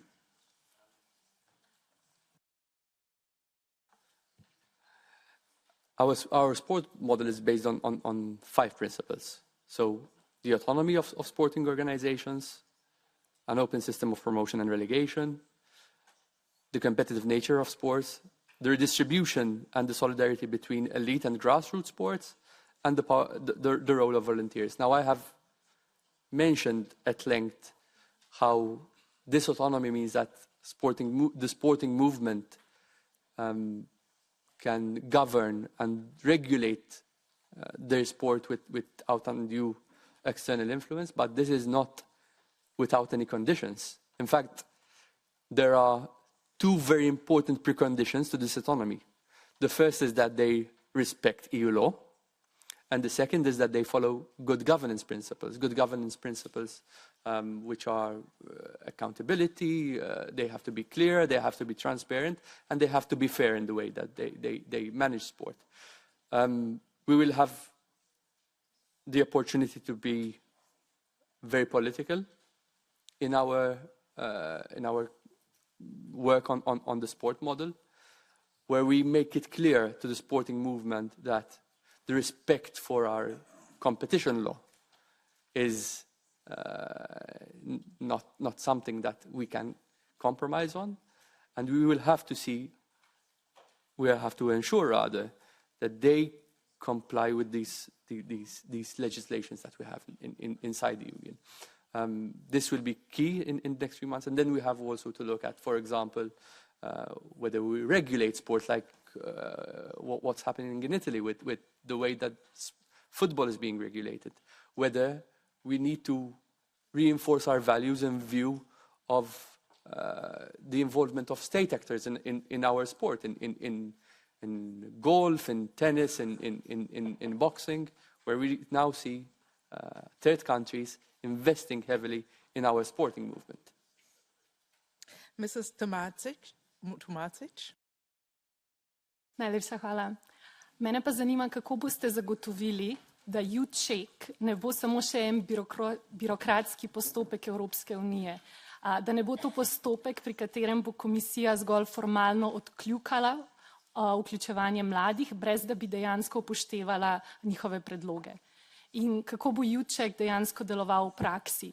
Ali bodo vse politike podvržene youth checku ali samo določene, in če samo določene, kako se bo odločilo, katere, ker je težko resti, da kakšna politika ne vpliva na mlade. Zanima me tudi, kako boste merili dejansko učinkovitost youth checka in zagotovili, da se bo njegov vpliv odražal v konkretnih zakonodajnih predlogih. Kako boste zagotovili, da bo postopek pregleden in da bodo mladi imeli dostop do rezultatov, da bodo videli, če so se njihovi predlogi in komentarji dejansko upoštevali. Na koncu me pa tudi zanima, kako nameravate mlade obvestiti o obstoju tega mehanizma, da bojo imeli priložnost sodelovati.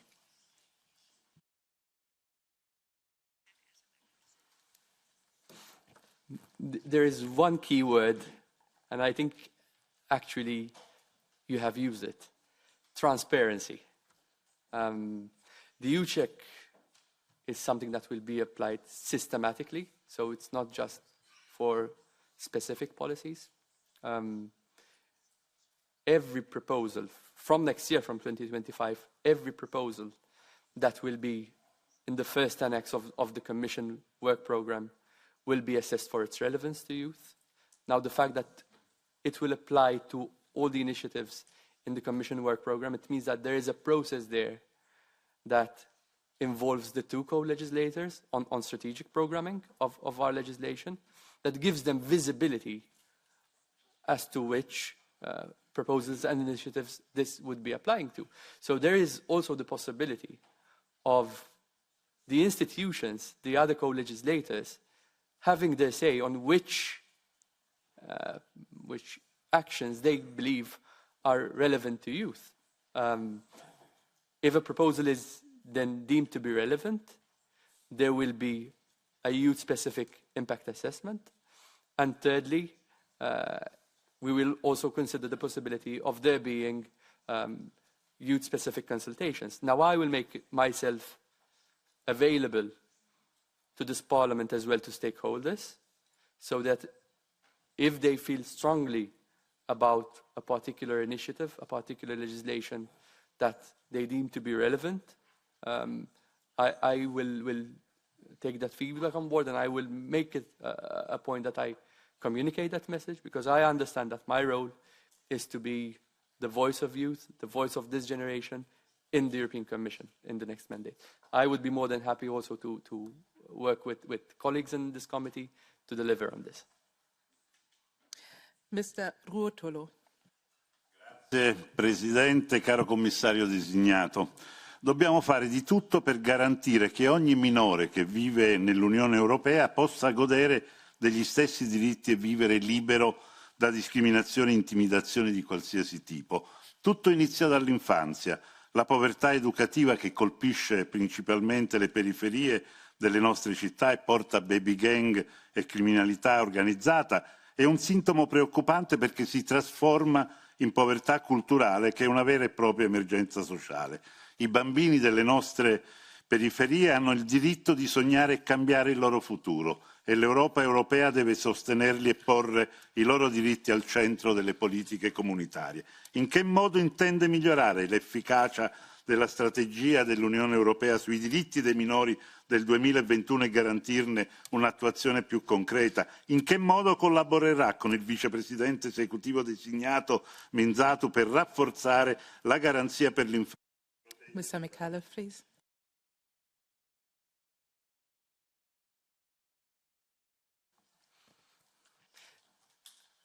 The honourable member mentioned a line which has really resonated. Children must be able to dream. Our children have no responsibilities. The responsibilities are ours as decision makers, as legislators, as politicians, to ensure that we give them a future filled with hope and with opportunity. Now, in the previous mandate, in this mandate, we have put in place a strong children's rights strategy. Now it's time to implement and to take the next steps. I believe we have to be a lot more ambitious. If we look at our children in our society, we have 20% of our societies in the European Union that are made up of children, and a quarter of them who are at risk of poverty. So we're speaking about a little bit more than 20 million children that are at risk of poverty. That is the combined population of Austria, Bulgaria, and Ireland. At risk of poverty now means that they are on a cliff edge, one unexpected move, and they are poor. Our target is that by 2030, we alleviate 5 million children from being at risk of poverty, and to me that is a bit of a concern, because that leaves a significant number of children behind, which also poses a challenge from an intergenerational point of view, because it creates an intergenerational transmission of poverty. This is something which we need to work on hand in hand with the designated Vice President for People and Skills. We need to reinforce the Child's Guarantee that gives children access to education, care, and healthcare. But we also need to work on the action plan on the implementation of the pillar of social rights, because that helps the parents, and there is a direct link between the labor market conditions of the parents and the state of children in our societies. Mr. Sousa Silva.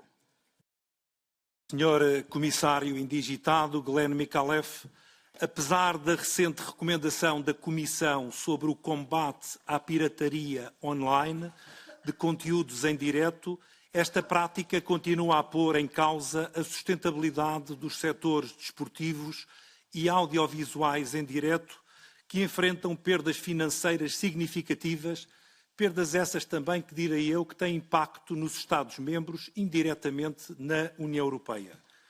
São evidentes as limitações do regulamento dos serviços digitais em combater adequadamente as novas formas de pirataria digital.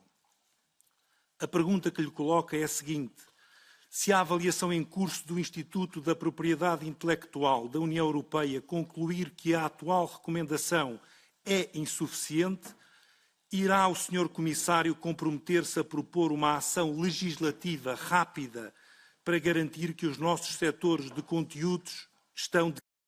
Mr. Micallef.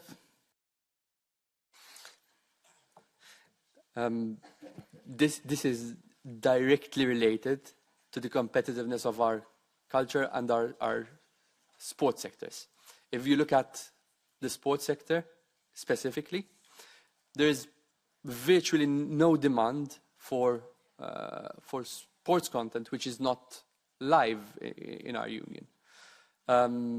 So this means also that there's an effect on the revenues that are generated by the sports movement, and thereby an effect on one of the foundations of the pillars of our sports model, that basically ensures the solidarity between elite sport and grassroots sport. Because if you can't have revenues, then you cannot invest in grassroots sport.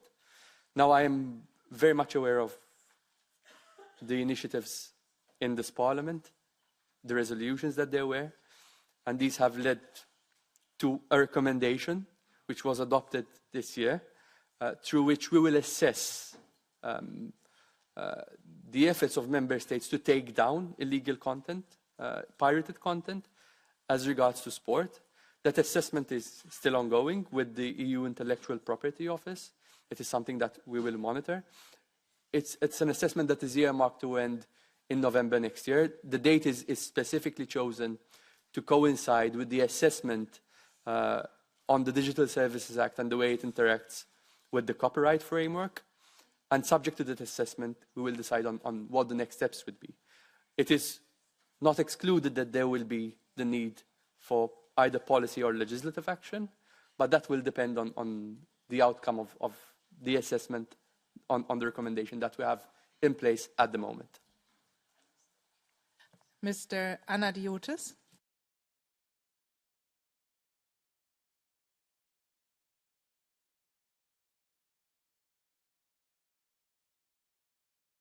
Yeah, please turn on the mic.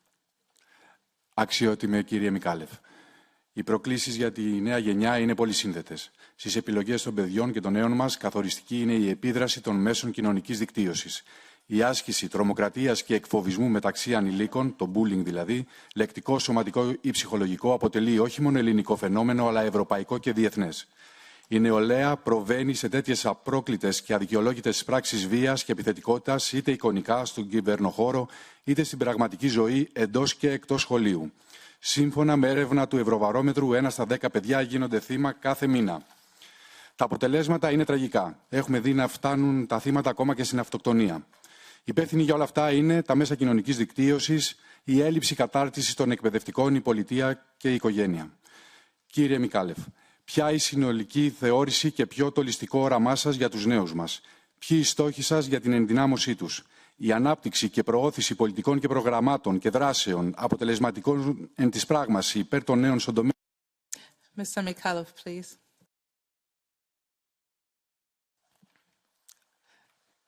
There is absolutely no doubt in my mind that there is a direct link between the time that people spend online and the negative effects, the harmful effects of excessive screen time.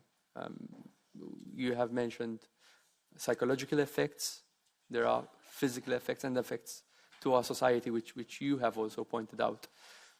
This means that we have to work in the next Commission to implement recommendations that we have adopted during this mandate, giving policymakers as well as educators guidance on what we expect in terms of how they manage with digital tools with our children, and building on those, we have to take our work forward on the EU-wide inquiry, which will be led by the Vice President, on the harmful effects of social media, as well as on the action plan on cyberbullying.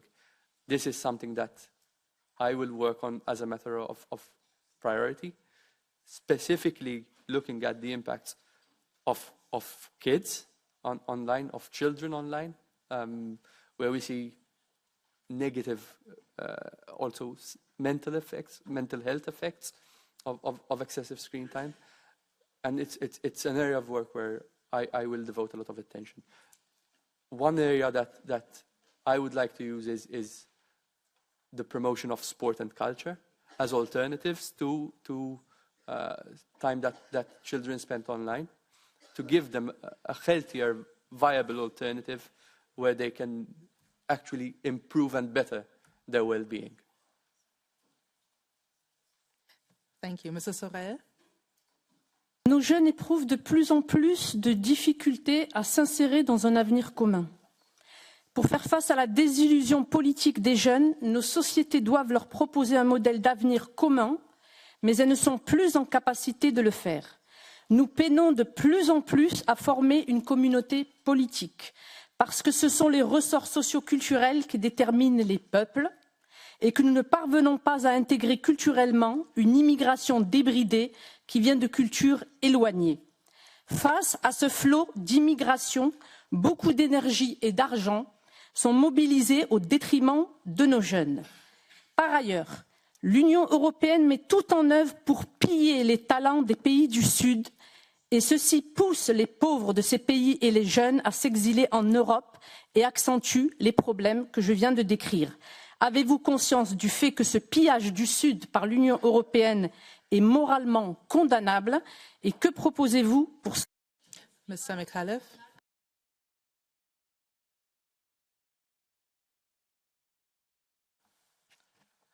I want to promote a model in the European Union that is based on intergenerational fairness. And one of the pillars of how we ensure cohesion in our society is to have harmony between the different generations. This is one of the foundations on which I plan to build the intergenerational fairness strategy. We recognize that where there are low perceptions of intergenerational fairness, that translates into disillusionment, discontent, and frustration, which also threatens our values in the European Union, our democratic values, no less. So my work will be focused on delivering an intergenerational fairness strategy that encourages generations to work together, that ensures equal opportunity for people in different generations, that promotes active and empowered citizens. And that means we have to work across a number of policies to deliver on the aspirations of our citizens, be it in housing, be it in employment, be it in other areas. That is how we will take work forward, and our values will always be what guides our work. Mr. Zingaretti. Grazie, signor commissario candidato. I settori creativi e culturali significano oltre 7 milioni di lavoratori e più di 350 miliardi di euro di valore, coesione sociale, ma anche libertà, autonomia e capacità di critica delle nostre democrazie. Il settore audiovisivo sta vivendo una totale trasformazione. Il digitale sposta il contenuto dalle televisioni ai cinema ed entra nelle tasche di miliardi di esseri umani, a volte con l'intelligenza artificiale che definisce preferenze e tendenze. Non ci sono più solo le storie, ma modelli, algoritmi per creare profitto.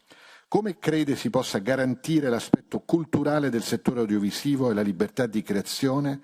E come pensa si possano introdurre dei requisiti di etichettatura per i contenuti media creati interamente dagli strumenti dell'intelligenza artificiale a tutela delle nostre libertà?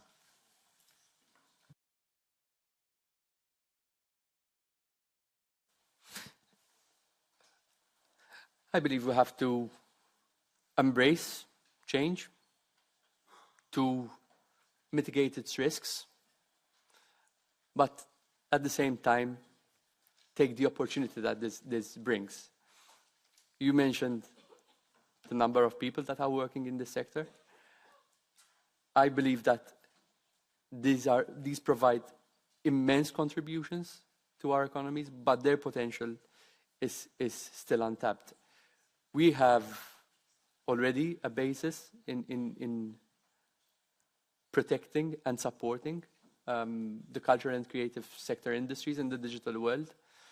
I mentioned before the Digital Services Act, the Digital Markets Act. We have the Copyright Framework and the AI Framework, which all include specific provisions, especially in the AI Act, that make it clear that AI content must be labeled, that when it is used, the creators, the cultural professionals must be adequately reimbursed, and with specific regulations on how the models are being trained using creative content.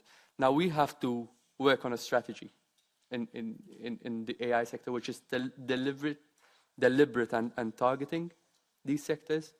It's a strategy that must support these sectors in the digital world, must support these sectors to make the adaptations needed to be able to exploit the potential that AI gives them, that promotes ethical and fair use of AI, where content is labeled as generated by AI, where content is clearly marked as generated by AI, and where we encourage collaboration between the tech industry and the cultural and creative sector industries to make sure that we unleash their potential in our economies. Mr. Strojewski. Sport ma ogromny potencjał w zakresie promowania wartości Unii Europejskiej. Mamy jednak bardzo liczne przykłady skandali związanych z ustawianiem meczy. One podważają uczciwość sportu, zagrażają zasadom fair play, ale także podważają zaufanie publiczne. te nielegalne działania nie tylko szkodzą reputacji zaangażowanych sportowców, ale także stanowią poważne zagrożenie dla wartości, o których mówiłem wcześniej. Obecnie istnieje tylko jeden instrument prawa międzynarodowego, który daje szansę powalczyć z tymi manipulacjami. Jest to konwencja Micallef. Jednak przystąpienie Unii Europejskiej blokowane jest od 9 lat przez jedno państwo, przez Maltę. Chciałem pana zapytać, jako reprezentanta tego państwa, co pan uczyni, aby, krótko mówiąc, ta konwencja miała szansę wejść w życie. Dziękuję bardzo.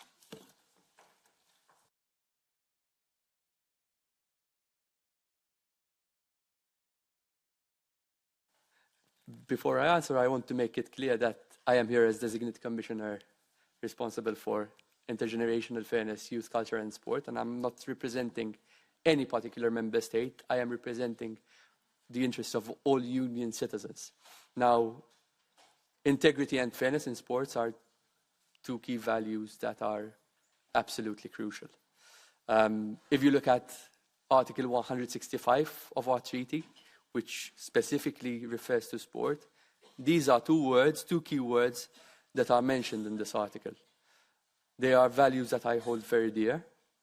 The Micallef Convention is precisely about integrity and fairness in sport.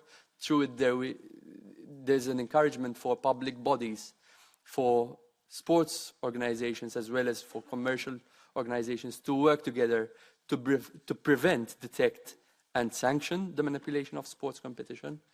And it's an international instrument in which the Commission has had a huge role in shaping.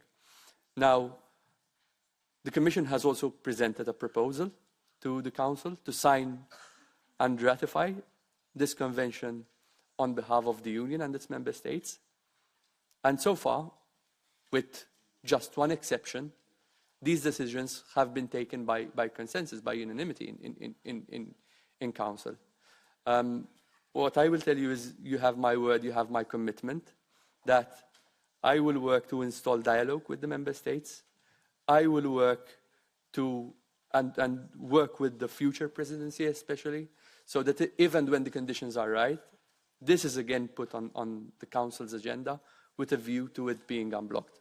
The final decision, however, rests with the member states in Council. Mrs. Scuderi. Creative Europe is the only dedicated fund supporting the cultural and creative sector. As you know, some sectors have expressed concern about the direction of the Media Sub-Programme, which currently seems to favour only a certain focus and certain actors to detriment of a more culture-oriented approach. There are concerns that this could compromise the vitality and diversity, for example, of the audiovisual production in Europe. What is your vision for the programme, and what political orientation do you wish to give to the programme, particularly given its upcoming review? Will we see, as Parliament has already called for, a reinforcement of Creative Europe in the coming years, while preserving its emphasis on the cultural sector and reinforcing freedom of artistic and creative expression? And very importantly, how are you planning to fund it?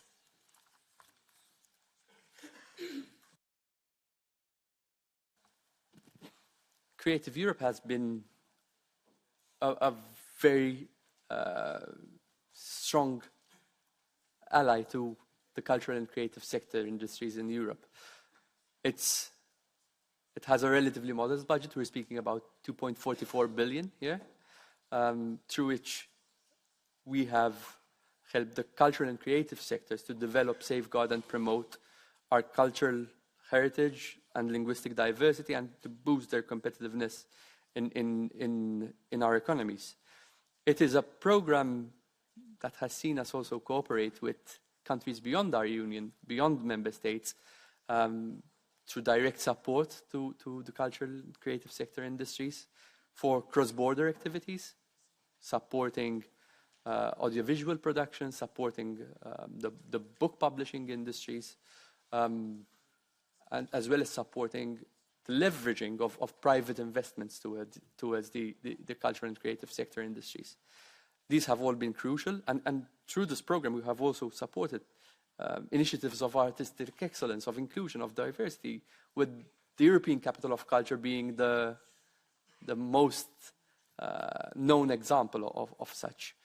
Now, as you mentioned, there is the review of the current programs that is ongoing that will feed into the proposals in the next MFF, the proposals which will come in 2026.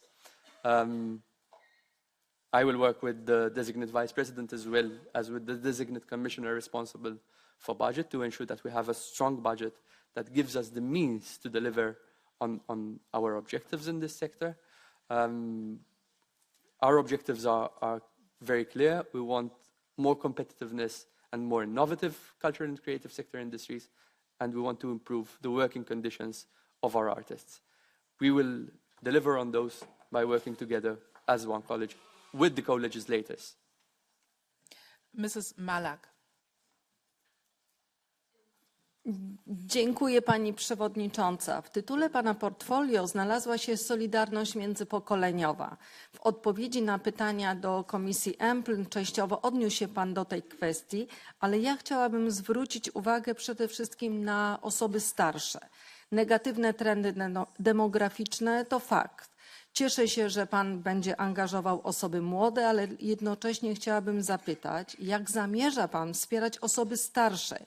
Jak przeciwdziałać samotności w starości czy dyskryminacji osób starszych w miejscu pracy? Dziś widzimy w wielu sektorach, że są one zwalniane mimo statusu chronionego, a możliwość znalezienia nowego miejsca pracy czy przekwalifikowania jest bardzo ograniczona. Dlatego pytam, jak konkretnie zamierza Pan wspierać srebrną gospodarkę czy mentoring w miejscu pracy? Dziękuję bardzo.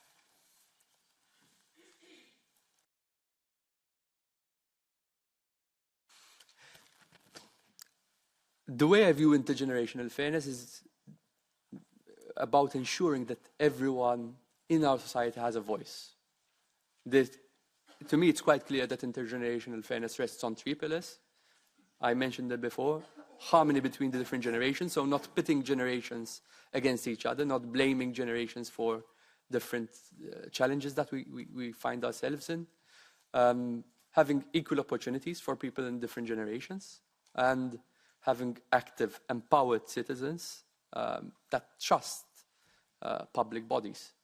The concept of intergenerational fairness between generations, is one that is in our treaties, and it is one that I look forward to take work in very seriously. Now, this is also about our democratic values, as I mentioned before. Low perceptions of intergenerational fairness create frustrations in our society. They cause disconnect and disillusionment, which allow fertile ground for ideas that are not aligned to our values. But it is also about our demography. We have aging populations, greater longevity, and lower fertility rates in the Union, which in itself, the fact that we have greater longevity is a testament to our quality of life. But we also have to adapt our policies, for example, to the fact that 1 in 2 young people that are being born today will live to 100 years of age. The way we look at education, the way we look at employment policies, the way we look at housing policies, as well as climate change. So this is really something that affects horizontally. It will need efforts across different policy areas. We will develop a strategy with targeted actions that we will follow up on. And I will use foresight to ensure that we have evidence-based policies and evidence-based actions that guide us in our work. Mr. Petrov. Been tasked with creating continuity between child and youth participation as part of implementing the EU strategy on the rights of the child. For children living in institutions, participation is especially difficult. They are often isolated with little opportunity for self-expression. The institutionalization is crucial, especially ones with fewer opportunities and disabilities to be fully included in society and ultimately in democratic life. Do you plan to address deinstitutionalization as part of child participation. What measures will you introduce in the implementation of the EU strategy on the right of the child to improve participation for children with fewer opportunities and children with disabilities?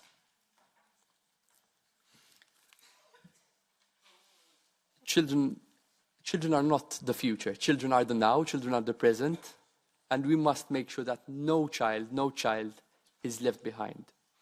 When it comes to children in institutional facilities, I know that there have been efforts coordinated also in this mandate to focus on the institutionalization, using EU funds to help in this process.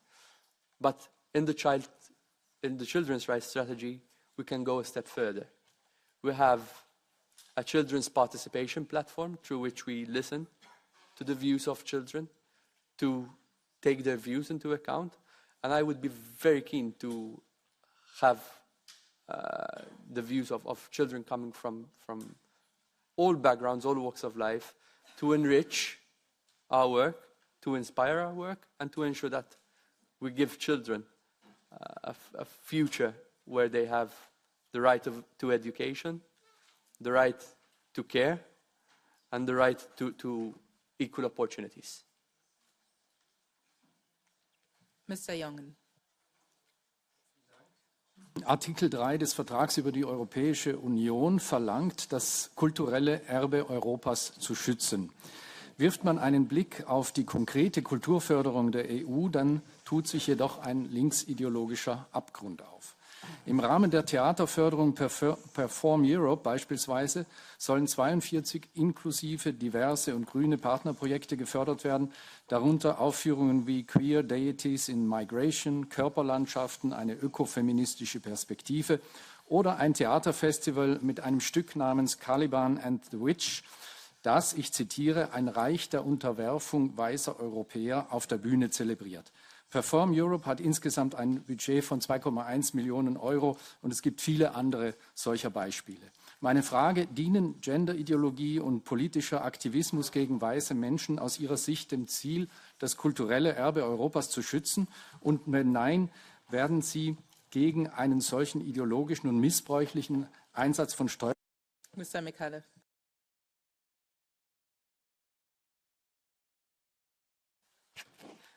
The support of culture, cultural heritage, and our diversity is one of the pillars on which we will build the cultural compass.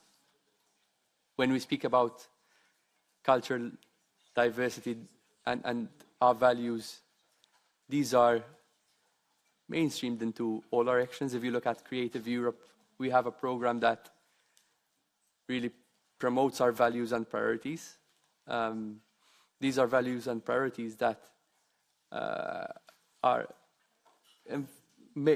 through which our cultural professionals need to promote as a result to be able to access this funding, thereby making them more visible. These are values that for us are very important. We speak about equality, and that includes age equality, that includes gender equality, that includes equality between different people, and that is not something that in this union we can compromise on. Mrs. Morace. Grazie Presidente. Immagino, commissario designato, che lei conosca l'enorme differenza di trattamento che riguarda vari livelli tra lo sport professionistico praticato dagli uomini e lo sport professionistico invece praticato dalle donne. Due domande. Che misure intende prendere per invitare le federazioni sportive a equiparare i montepremi delle competizioni internazionali tra uomini e donne? La seconda, come intende collaborare con le parti interessate per promuovere investimenti mirati a contrastare i criteri discriminatori che continuano a limitare le opportunità e la crescita professionale delle atlete rispetto ai colleghi maschi, anche per quanto riguarda la formazione e la vita post-agonistica? Grazie.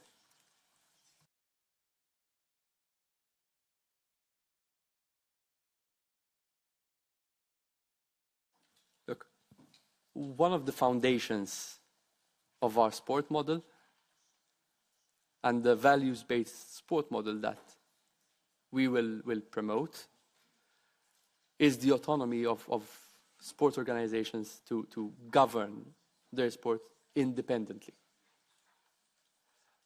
That does not mean that we cannot have this opportunity to be assertive with them, to send a strong signal of what our expectations are in various areas, because a values-based European sport model is one that stands up for human and for social rights.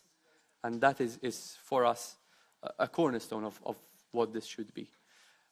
So we will have to take this opportunity to work together to make it absolutely clear that when it comes to big sporting events, when it comes to sporting competitions, equality is something that is an absolute priority. And I have already been very clear that this autonomy is not unconditional.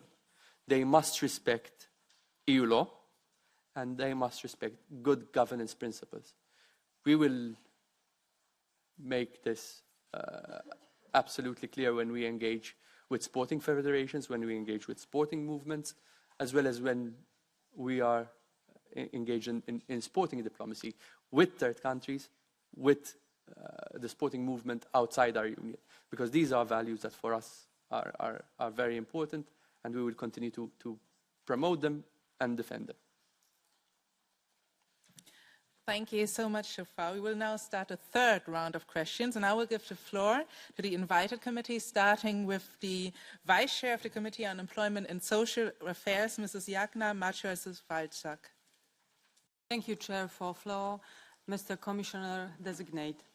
The question already has been asked in writing by our committee and during this hearing. However, EMBL committee is not fully satisfied with the detail of your answers.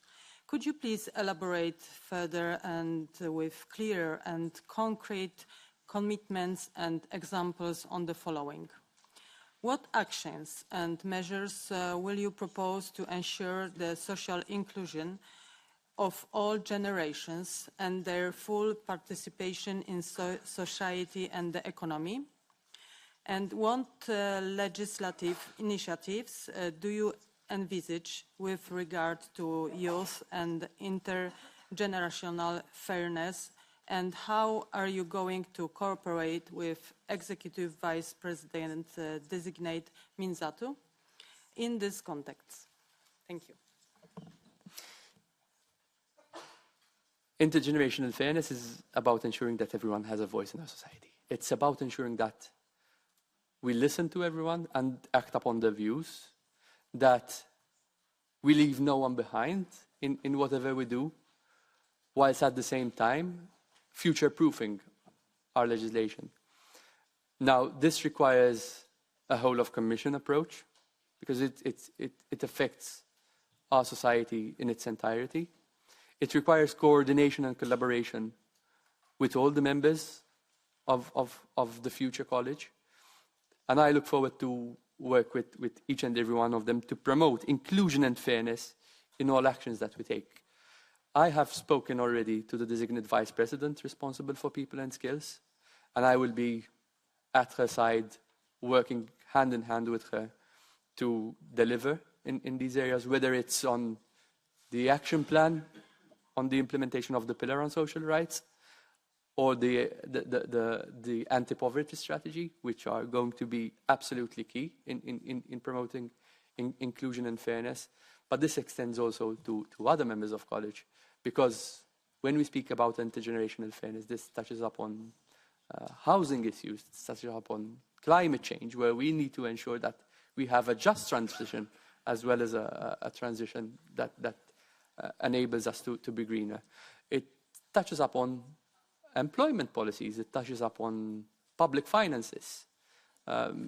These are all areas that will be impacted by our work on intergenerational fairness. So we will have a strategy that will have targeted actions, and where we will use foresight, because this is a tool that helps us anticipate future disruptions and future opportunities where we can be proactive rather than reactive in shaping the future that we want.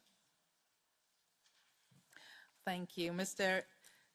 Javier Sasalejos, the Chair of the Committee on Civil Liberties, Justice and Home Affairs, you now have the floor. Thank you, Chair.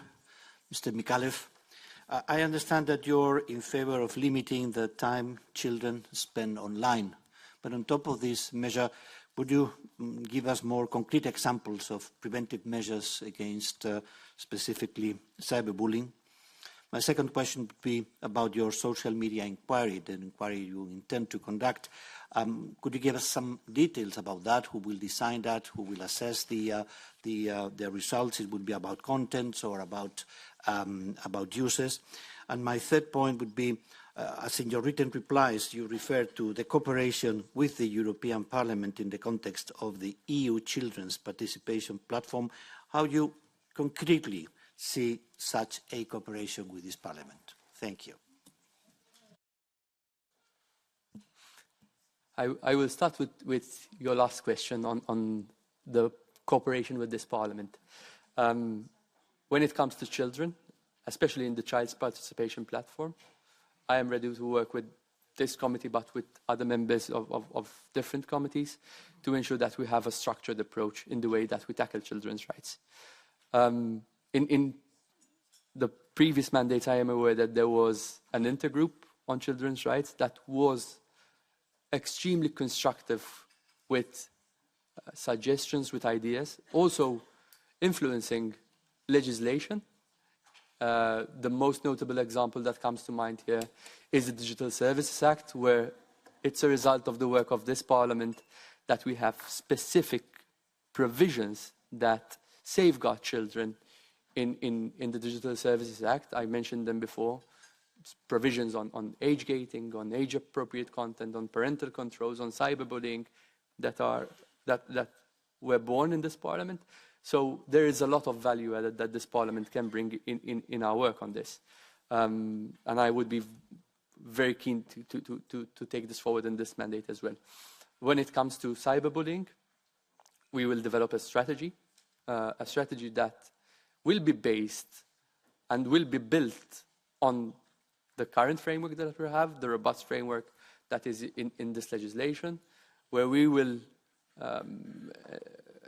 protect our children online through best practices that are currently being implemented in member states, which we will roll out at union level, where we will promote the trusted flagger scheme in the DSA, where we will build on, for example, the digital identity wallet that will come into effect in 2026. And on this basis, we will ensure that we have a strategy that is coherent, holistic, and that protects our children online. Thank you. Mr. Mario Mantovani, Vice Chair of the Committee on Legal Affairs, you have the floor for your question. Signor Micallef, ha già forse sfiorato l'argomento, ma volevo un approfondimento. L'idea principale alla base della strategia dell'Unione sui diritti dei minori è quella di integrare i diritti nella legislazione dell'Unione. La Commissione giuridica e il Parlamento, nella relazione del 2022 intitolata Legiferare meglio e unire le forze per produrre leggi migliori, esortano in questa integrazione e prevedono una valutazione di impatto delle proposte. Ha richiesto il Parlamento l'introduzione di un test sui diritti dei minori e nel quadro del pacchetto degli strumenti delle valutazioni di impatto. Lei è favorevole ad includere questo test sui diritti dei minori proprio negli strumenti delle valutazioni di impatto della Commissione? Grazie.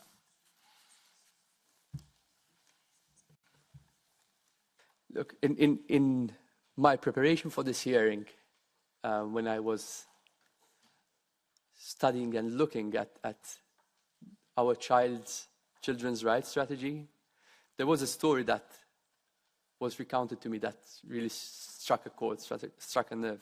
As part of the Children's Participation Platform, there was a group of children that was given an explanation of what this strategy meant for children. And there was this boy from Cyprus who, after hearing this presentation, told the officials that were delivering it, "This is well said, but I prefer well done." I believe that in this mandate, our efforts need to focus on the implementation of the children's rights strategy and on the fine-tuning and the adjustments that's necessary to it. Through the strategy, we have already a platform for coordination within the Commission, a coordination that brings together all parts of the Commission, so we ensure a child's friendly approach by default in everything that we do. Nonetheless, if there are ideas such as the ones that you have mentioned, this is why there's this engagement, and we will be more than happy to consider them and assess their feasibility, also to include them in the way that we do policy making inside the Commission. Thank you. Now, we'll start our final round of questions. And I will give the floor to the political groups in reverse order, starting with the ESN group.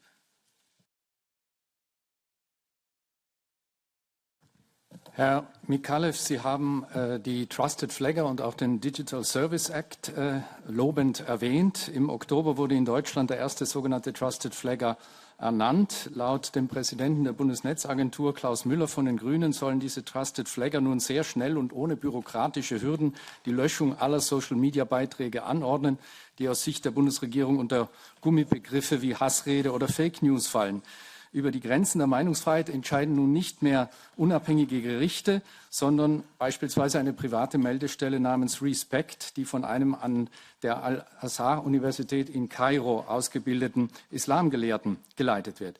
Diese Maßnahmen werden mit der von der EU geförderten, mit dem Digital Service Act begründet. Wie stehen Sie dazu, dass Sie haben in Ihrer Antwort auf die Fragen des Ausschusses zu Recht darauf hingewiesen, dass die Redefreiheit ein wichtiges und schützenswertes Grundrecht ist. Wie stehen Sie jetzt dazu, dass dieses Grundrecht offensichtlich... Mr. Micallef. I don't know if there was a question there, but what I will tell you is that civil society has a huge role to play in our communities, in the way that we work inside the Union. We will always support civil society in their work because they enrich our societies and provide very valuable contributions. In the context of the Digital Services Act, there are, and I know that there are a great many organizations that have built expertise on cyberbullying issues, that have knowledge on how to detect cyberbullying cases, and that knowledge could be very useful to be able to report and for the victims to be able to seek advice. I will definitely have an open door approach to work with civil society, and this is something that I will do so in this part of my portfolio as well as in other areas. Mr. Papas. Κύριε Μικάλεφ, αν και στο Ευρωπαϊκό Κοινοβούλιο με ψήφισμά του την προηγούμενη θητεία είχε ψηφίσει την πρόταση να πηγαίνει το 2% του ευρωπαϊκού προϋπολογισμού στον πολιτισμό. Αναμένεται όμως ότι η χρηματοδότηση στο επόμενο πολυετές δημοσιονομικό πλαίσιο θα μειωθεί δραστικά, ιδίως στα χρηματοδοτικά προγράμματα που είναι στη δικαιοδοσία του χαρτοφυλακίου σας. Πώς σκοπεύετε λοιπόν να αντισταθείτε στις μειώσεις αυτές, πώς θα αξιοποιήσετε το πρόγραμμα Erasmus+, σε ποιες πρωτοβουλίες θα πρέπει να επικεντρωθεί περισσότερο το πρόγραμμα αυτό. Ευχαριστώ.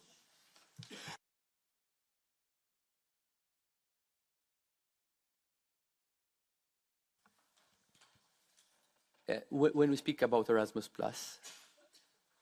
this is one of the flagship and most known programs in our union. In fact, probably there is, whoever is here in this room right now has either participated in this program or knows someone who has participated in Erasmus. Now, the Commission's commitment is clear. It's in the political guidelines, but it's also something that I have assurance of from my discussions with the designate Vice President for People and Skills, as well as with the designate Commissioner responsible for budget, that we will strengthen Erasmus+. This is a program that is envied by global partners, and we need to now look at how we can develop it to include, for example, vocational education in this, which is something that we look forward to. But there is also the youth strands of Erasmus+, which I will be responsible for, and the sports strands. Obviously, I will fight for stronger budgets in these areas. This is a discussion that will come next year when we'll have the proposals on the next MFF. Proposals which will also depend on support of the co-legislators. So there is a role for Council and for Parliament in this discussion, and I hope to be able to count on this committee's support so that we reach on our goals together in this area.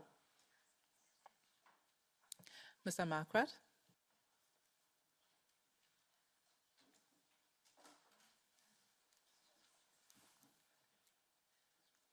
Can some no. Yeah, thanks. Thanks, Chair. Mr. Micallef, as streaming has become the primary way audiences access music, artists in Europe frequently report challenges around fair and inclusive compensation, opaque revenue structures, and limited control over how their works are promoted and monetized. The Copyright Directive aimed to address some of these issues by requiring transparency in how works are used and remunerated. Yet, implementation has varied significantly across member states, leaving many artists unable to verify or understand the breakdown of their earnings from platforms. Commissioner-designate, given these ongoing challenges, what specific measures would you propose to ensure a fair, inclusive, diverse and sustainable streaming ecosystem that truly supports the livelihoods of European artists while ensuring transparency from streaming platforms and algorithms? Thank you. Look, we need robust frameworks that support our artists, robust frameworks that ensure that they are fairly compensated. The regulations and the provisions that we have in the Copyright Directive, in the Digital Services Act, in the AI Act are already a good basis. When it comes to implementation, this is an area where we will focus a lot of our efforts and our energy.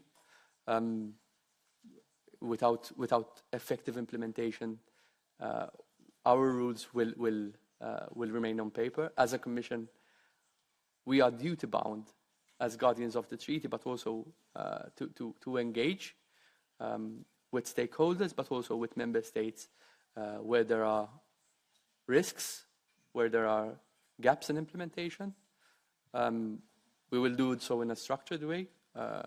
We will engage, but at some point that engagement is not enough. So we have to use the tools at our disposal to be able to enforce our legislative framework. And if need be, we will not be afraid to use them. These are there, and we will do so. But there is also an ongoing assessment of the way the Digital Services Act and the Copyright Framework are interacting together.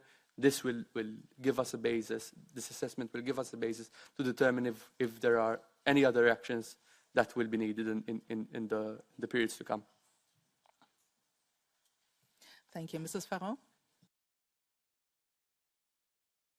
Désigné. La France, l'Italie, l'Espagne et l'Allemagne ont mis en place un pass culture pour les jeunes, ce qui permet un accès plus simple, plus accessible aux biens culturels et aux activités culturelles. Comme je vous avoue que je suis un peu frustrée de ne pas avoir entendu de grandes mesures pour la culture jusqu'à présent, je voulais savoir quelle était votre vision pour permettre justement de rendre la culture plus accessible aux jeunes, pour le mettre en relation de leur patrimoine, de leur musée, des activités, et pour créer une Europe de la culture par la mobilité. Merci.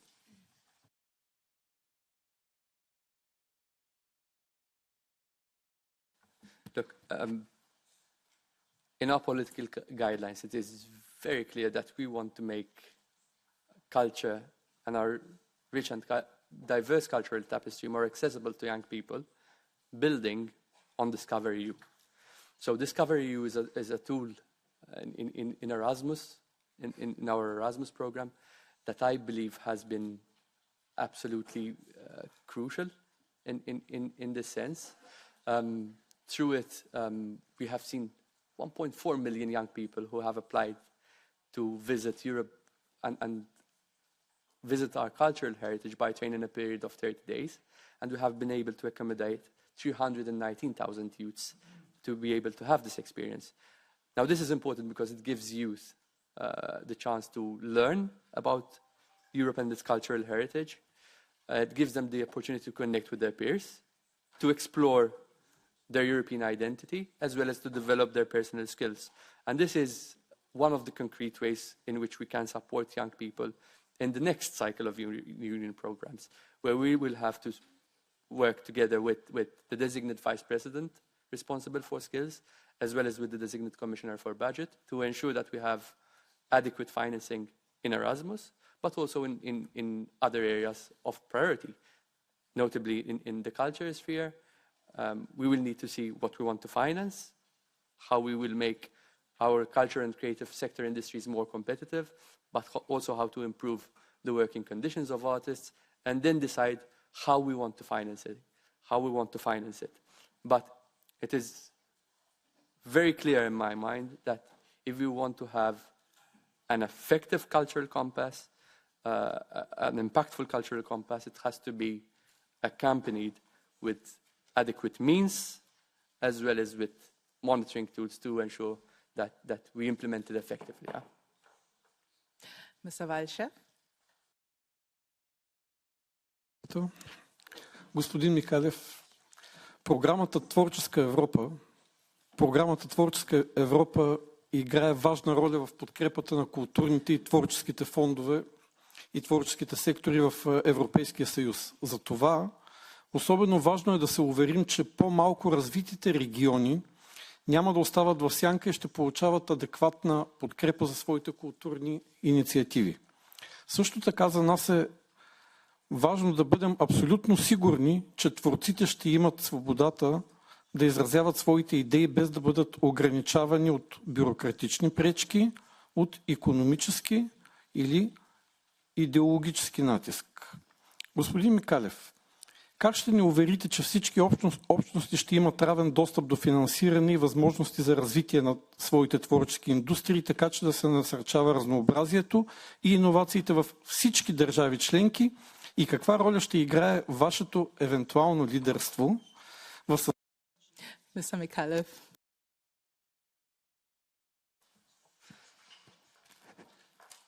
We have a rich and diverse tapestry of cultural identities in the European Union.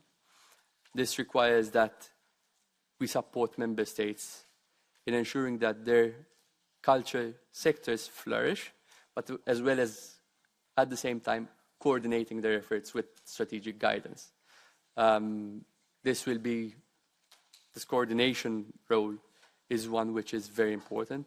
We have right now fragmented approach. There are multiple policies and multiple funding programs in our union that are tackling culture from different angles. So we really need to have something overarching, something that guides our cultural interventions in both funds and programs, as well as in our legislative work. When it comes to regions, this to me is one of our priorities, to provide strategic support and strategic action through which our regions can have access to culture. And this is an area where we will, first of all, have a consultation with our cultural and creative sectors in rural regions to understand the needs and concerns, and then also have events or a conference where we share our findings and discuss how we best tackle the issue of culture in regions. Mrs. Grisi. dans vos réponses aux questions écrites de notre commission culture, vous précisez que vous interviendrez auprès de vos collègues commissaires compétents en matière de technologie numérique. Je souhaiterais savoir si vous les mettrez en garde sur l'inflation législative qui prévaut dans ce domaine. En effet, ce flot continu de réglementation européenne incite désormais les géants de la tech à reporter la mise en service de leurs produits en Europe. C'est le cas, par exemple, du nouveau chat GPT Voice, capable de parler comme un humain, dont OpenAI a décalé la sortie dans l'Union européenne. Avant cela, Meta et Apple ont également retardé le lancement de leur IA générative en Europe, redoutant des régulations trop strictes. Ma question sera donc la suivante. Face au risque de décrochage de l'Europe, plutôt que de renforcer encore la pression réglementaire sur les technologies numériques, êtes-vous prêt à encourager une pause réglementaire pour que nos entreprises puissent se développer? Je vous remercie.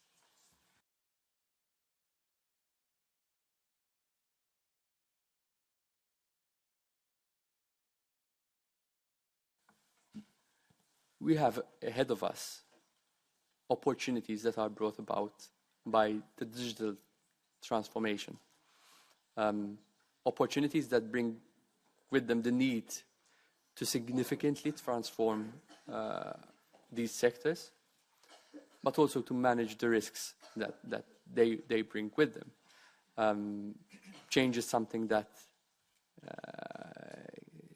can be feared, but it is something that we have to embrace because we cannot become outdated.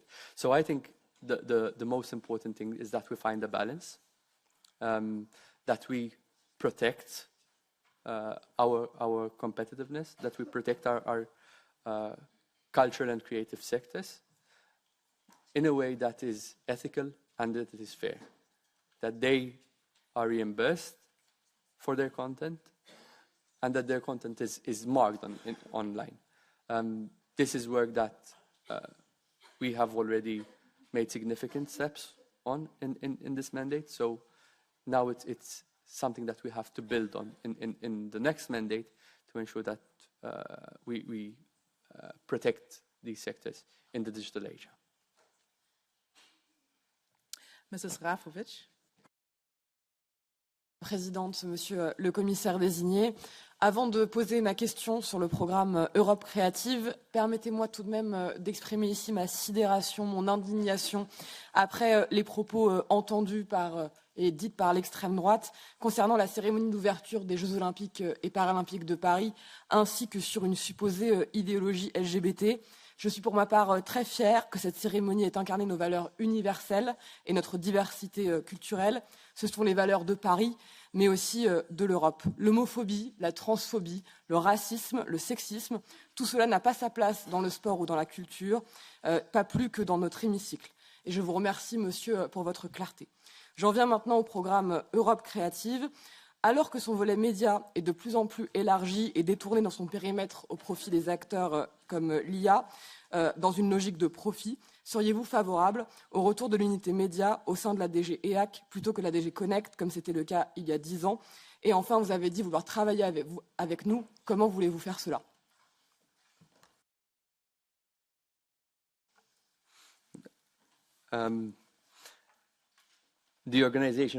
The administrative organization is not something that is within my prerogative. It's not within my control. What I will tell you is that in this current commission, all our portfolios are in some way, shape or form interlinked.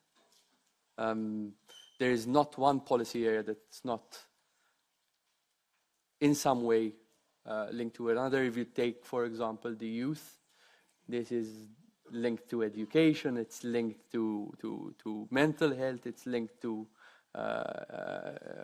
equality, it's linked to many areas. If you take intergenerational fairness, I have already had the opportunity to mention how I see a link between this strategy and the work that we do on environment, on housing, on public finances, on employment. So it's absolutely crucial that we work as one, that we work in a coordinated way, that we collaborate together, that we also work as a team with Parliament, with stakeholders, with member states, and that together we make a Team Europe, a Team Europe that will ensure that we deliver on our common objectives of bettering and improving the quality of life of our citizens. Mrs. Verheyen.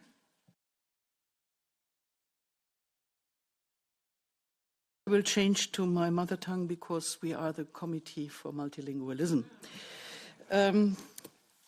In jedem der Mission Letter steht drin, we will strive to make Europe faster and simpler.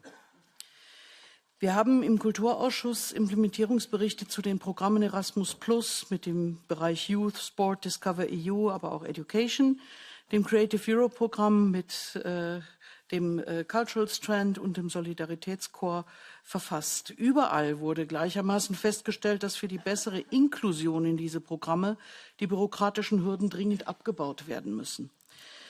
Darüber hinaus ist oftmals auch nicht bekannt, dass auch aus anderen Programmen wie dem RRF, dem ERDF und anderen Programmen die Investitionen in den Kultur- und Kreativsektor auch gefördert werden können, der Zugang zu diesen Programmen aber aufgrund der Komplexität und der bürokratischen Hürden, gerade für kleine kulturschaffende Organisationen oftmals. Thank you. Mr. Micallef, please.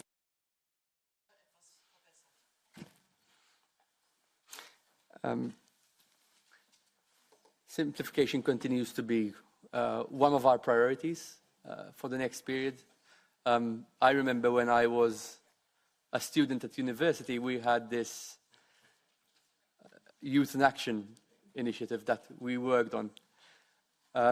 Apart from it being a great experience, I remember a couple of nights with my friends in students' house, printing stacks this big of paper and queuing outside the National Agency's office to submit the application.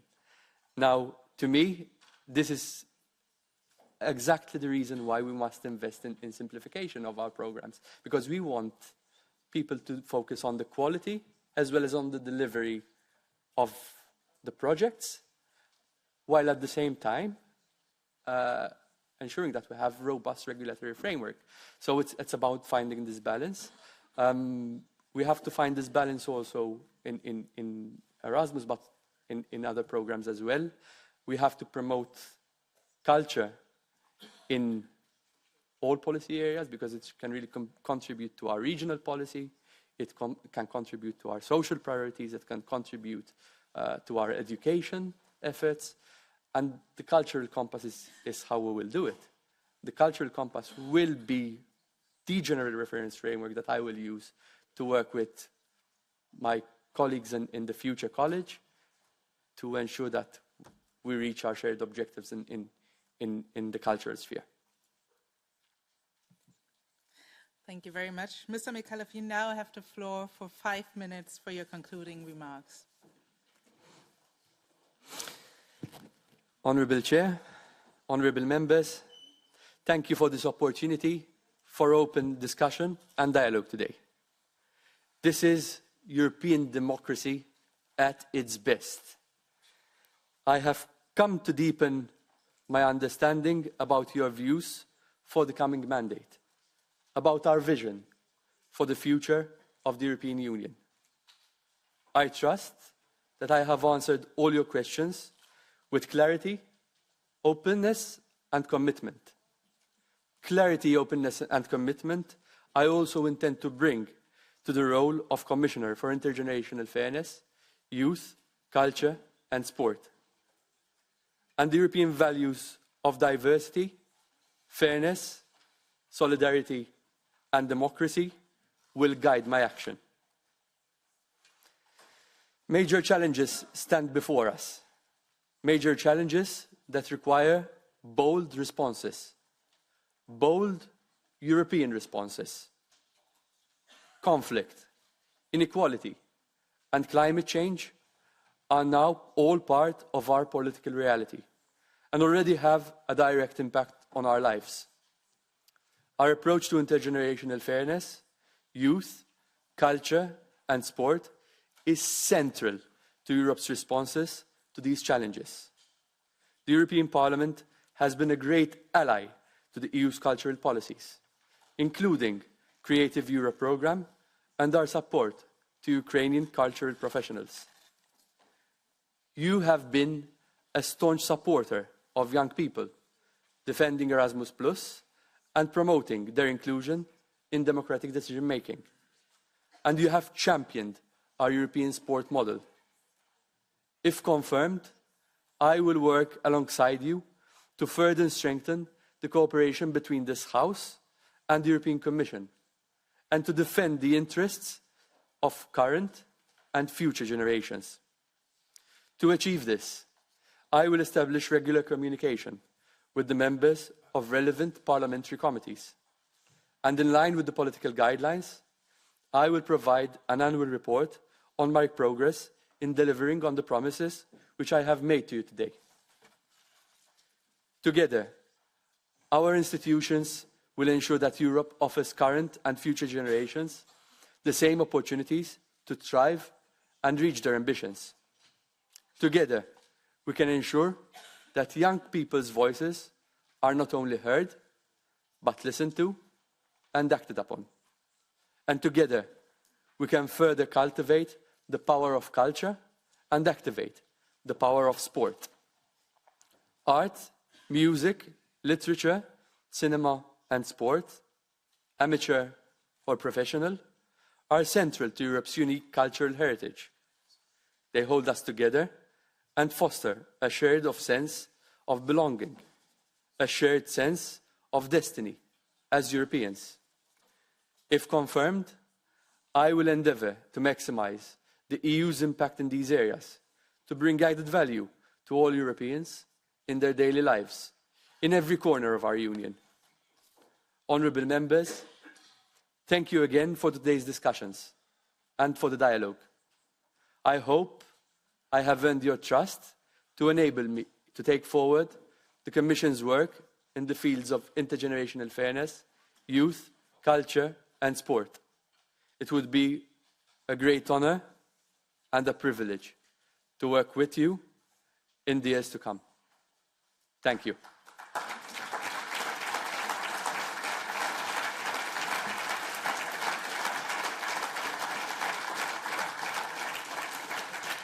Thank you very much, Mr. Micallef. And thank you all, dear members and dear chairs and vice chairs of the invited committee. I know 3 hours is quite a long time, but we had quite a fruitful discussion, and thank you also for the staff that actually made this meeting or this hearing possible. We'll proceed now, and if I may ask you just to say quiet for one last minute, to the evaluation of the Commissioner-designate. And I will ask the coordinators to meet in camera without undue delay. So thank you once again for your active participation. Have a nice evening.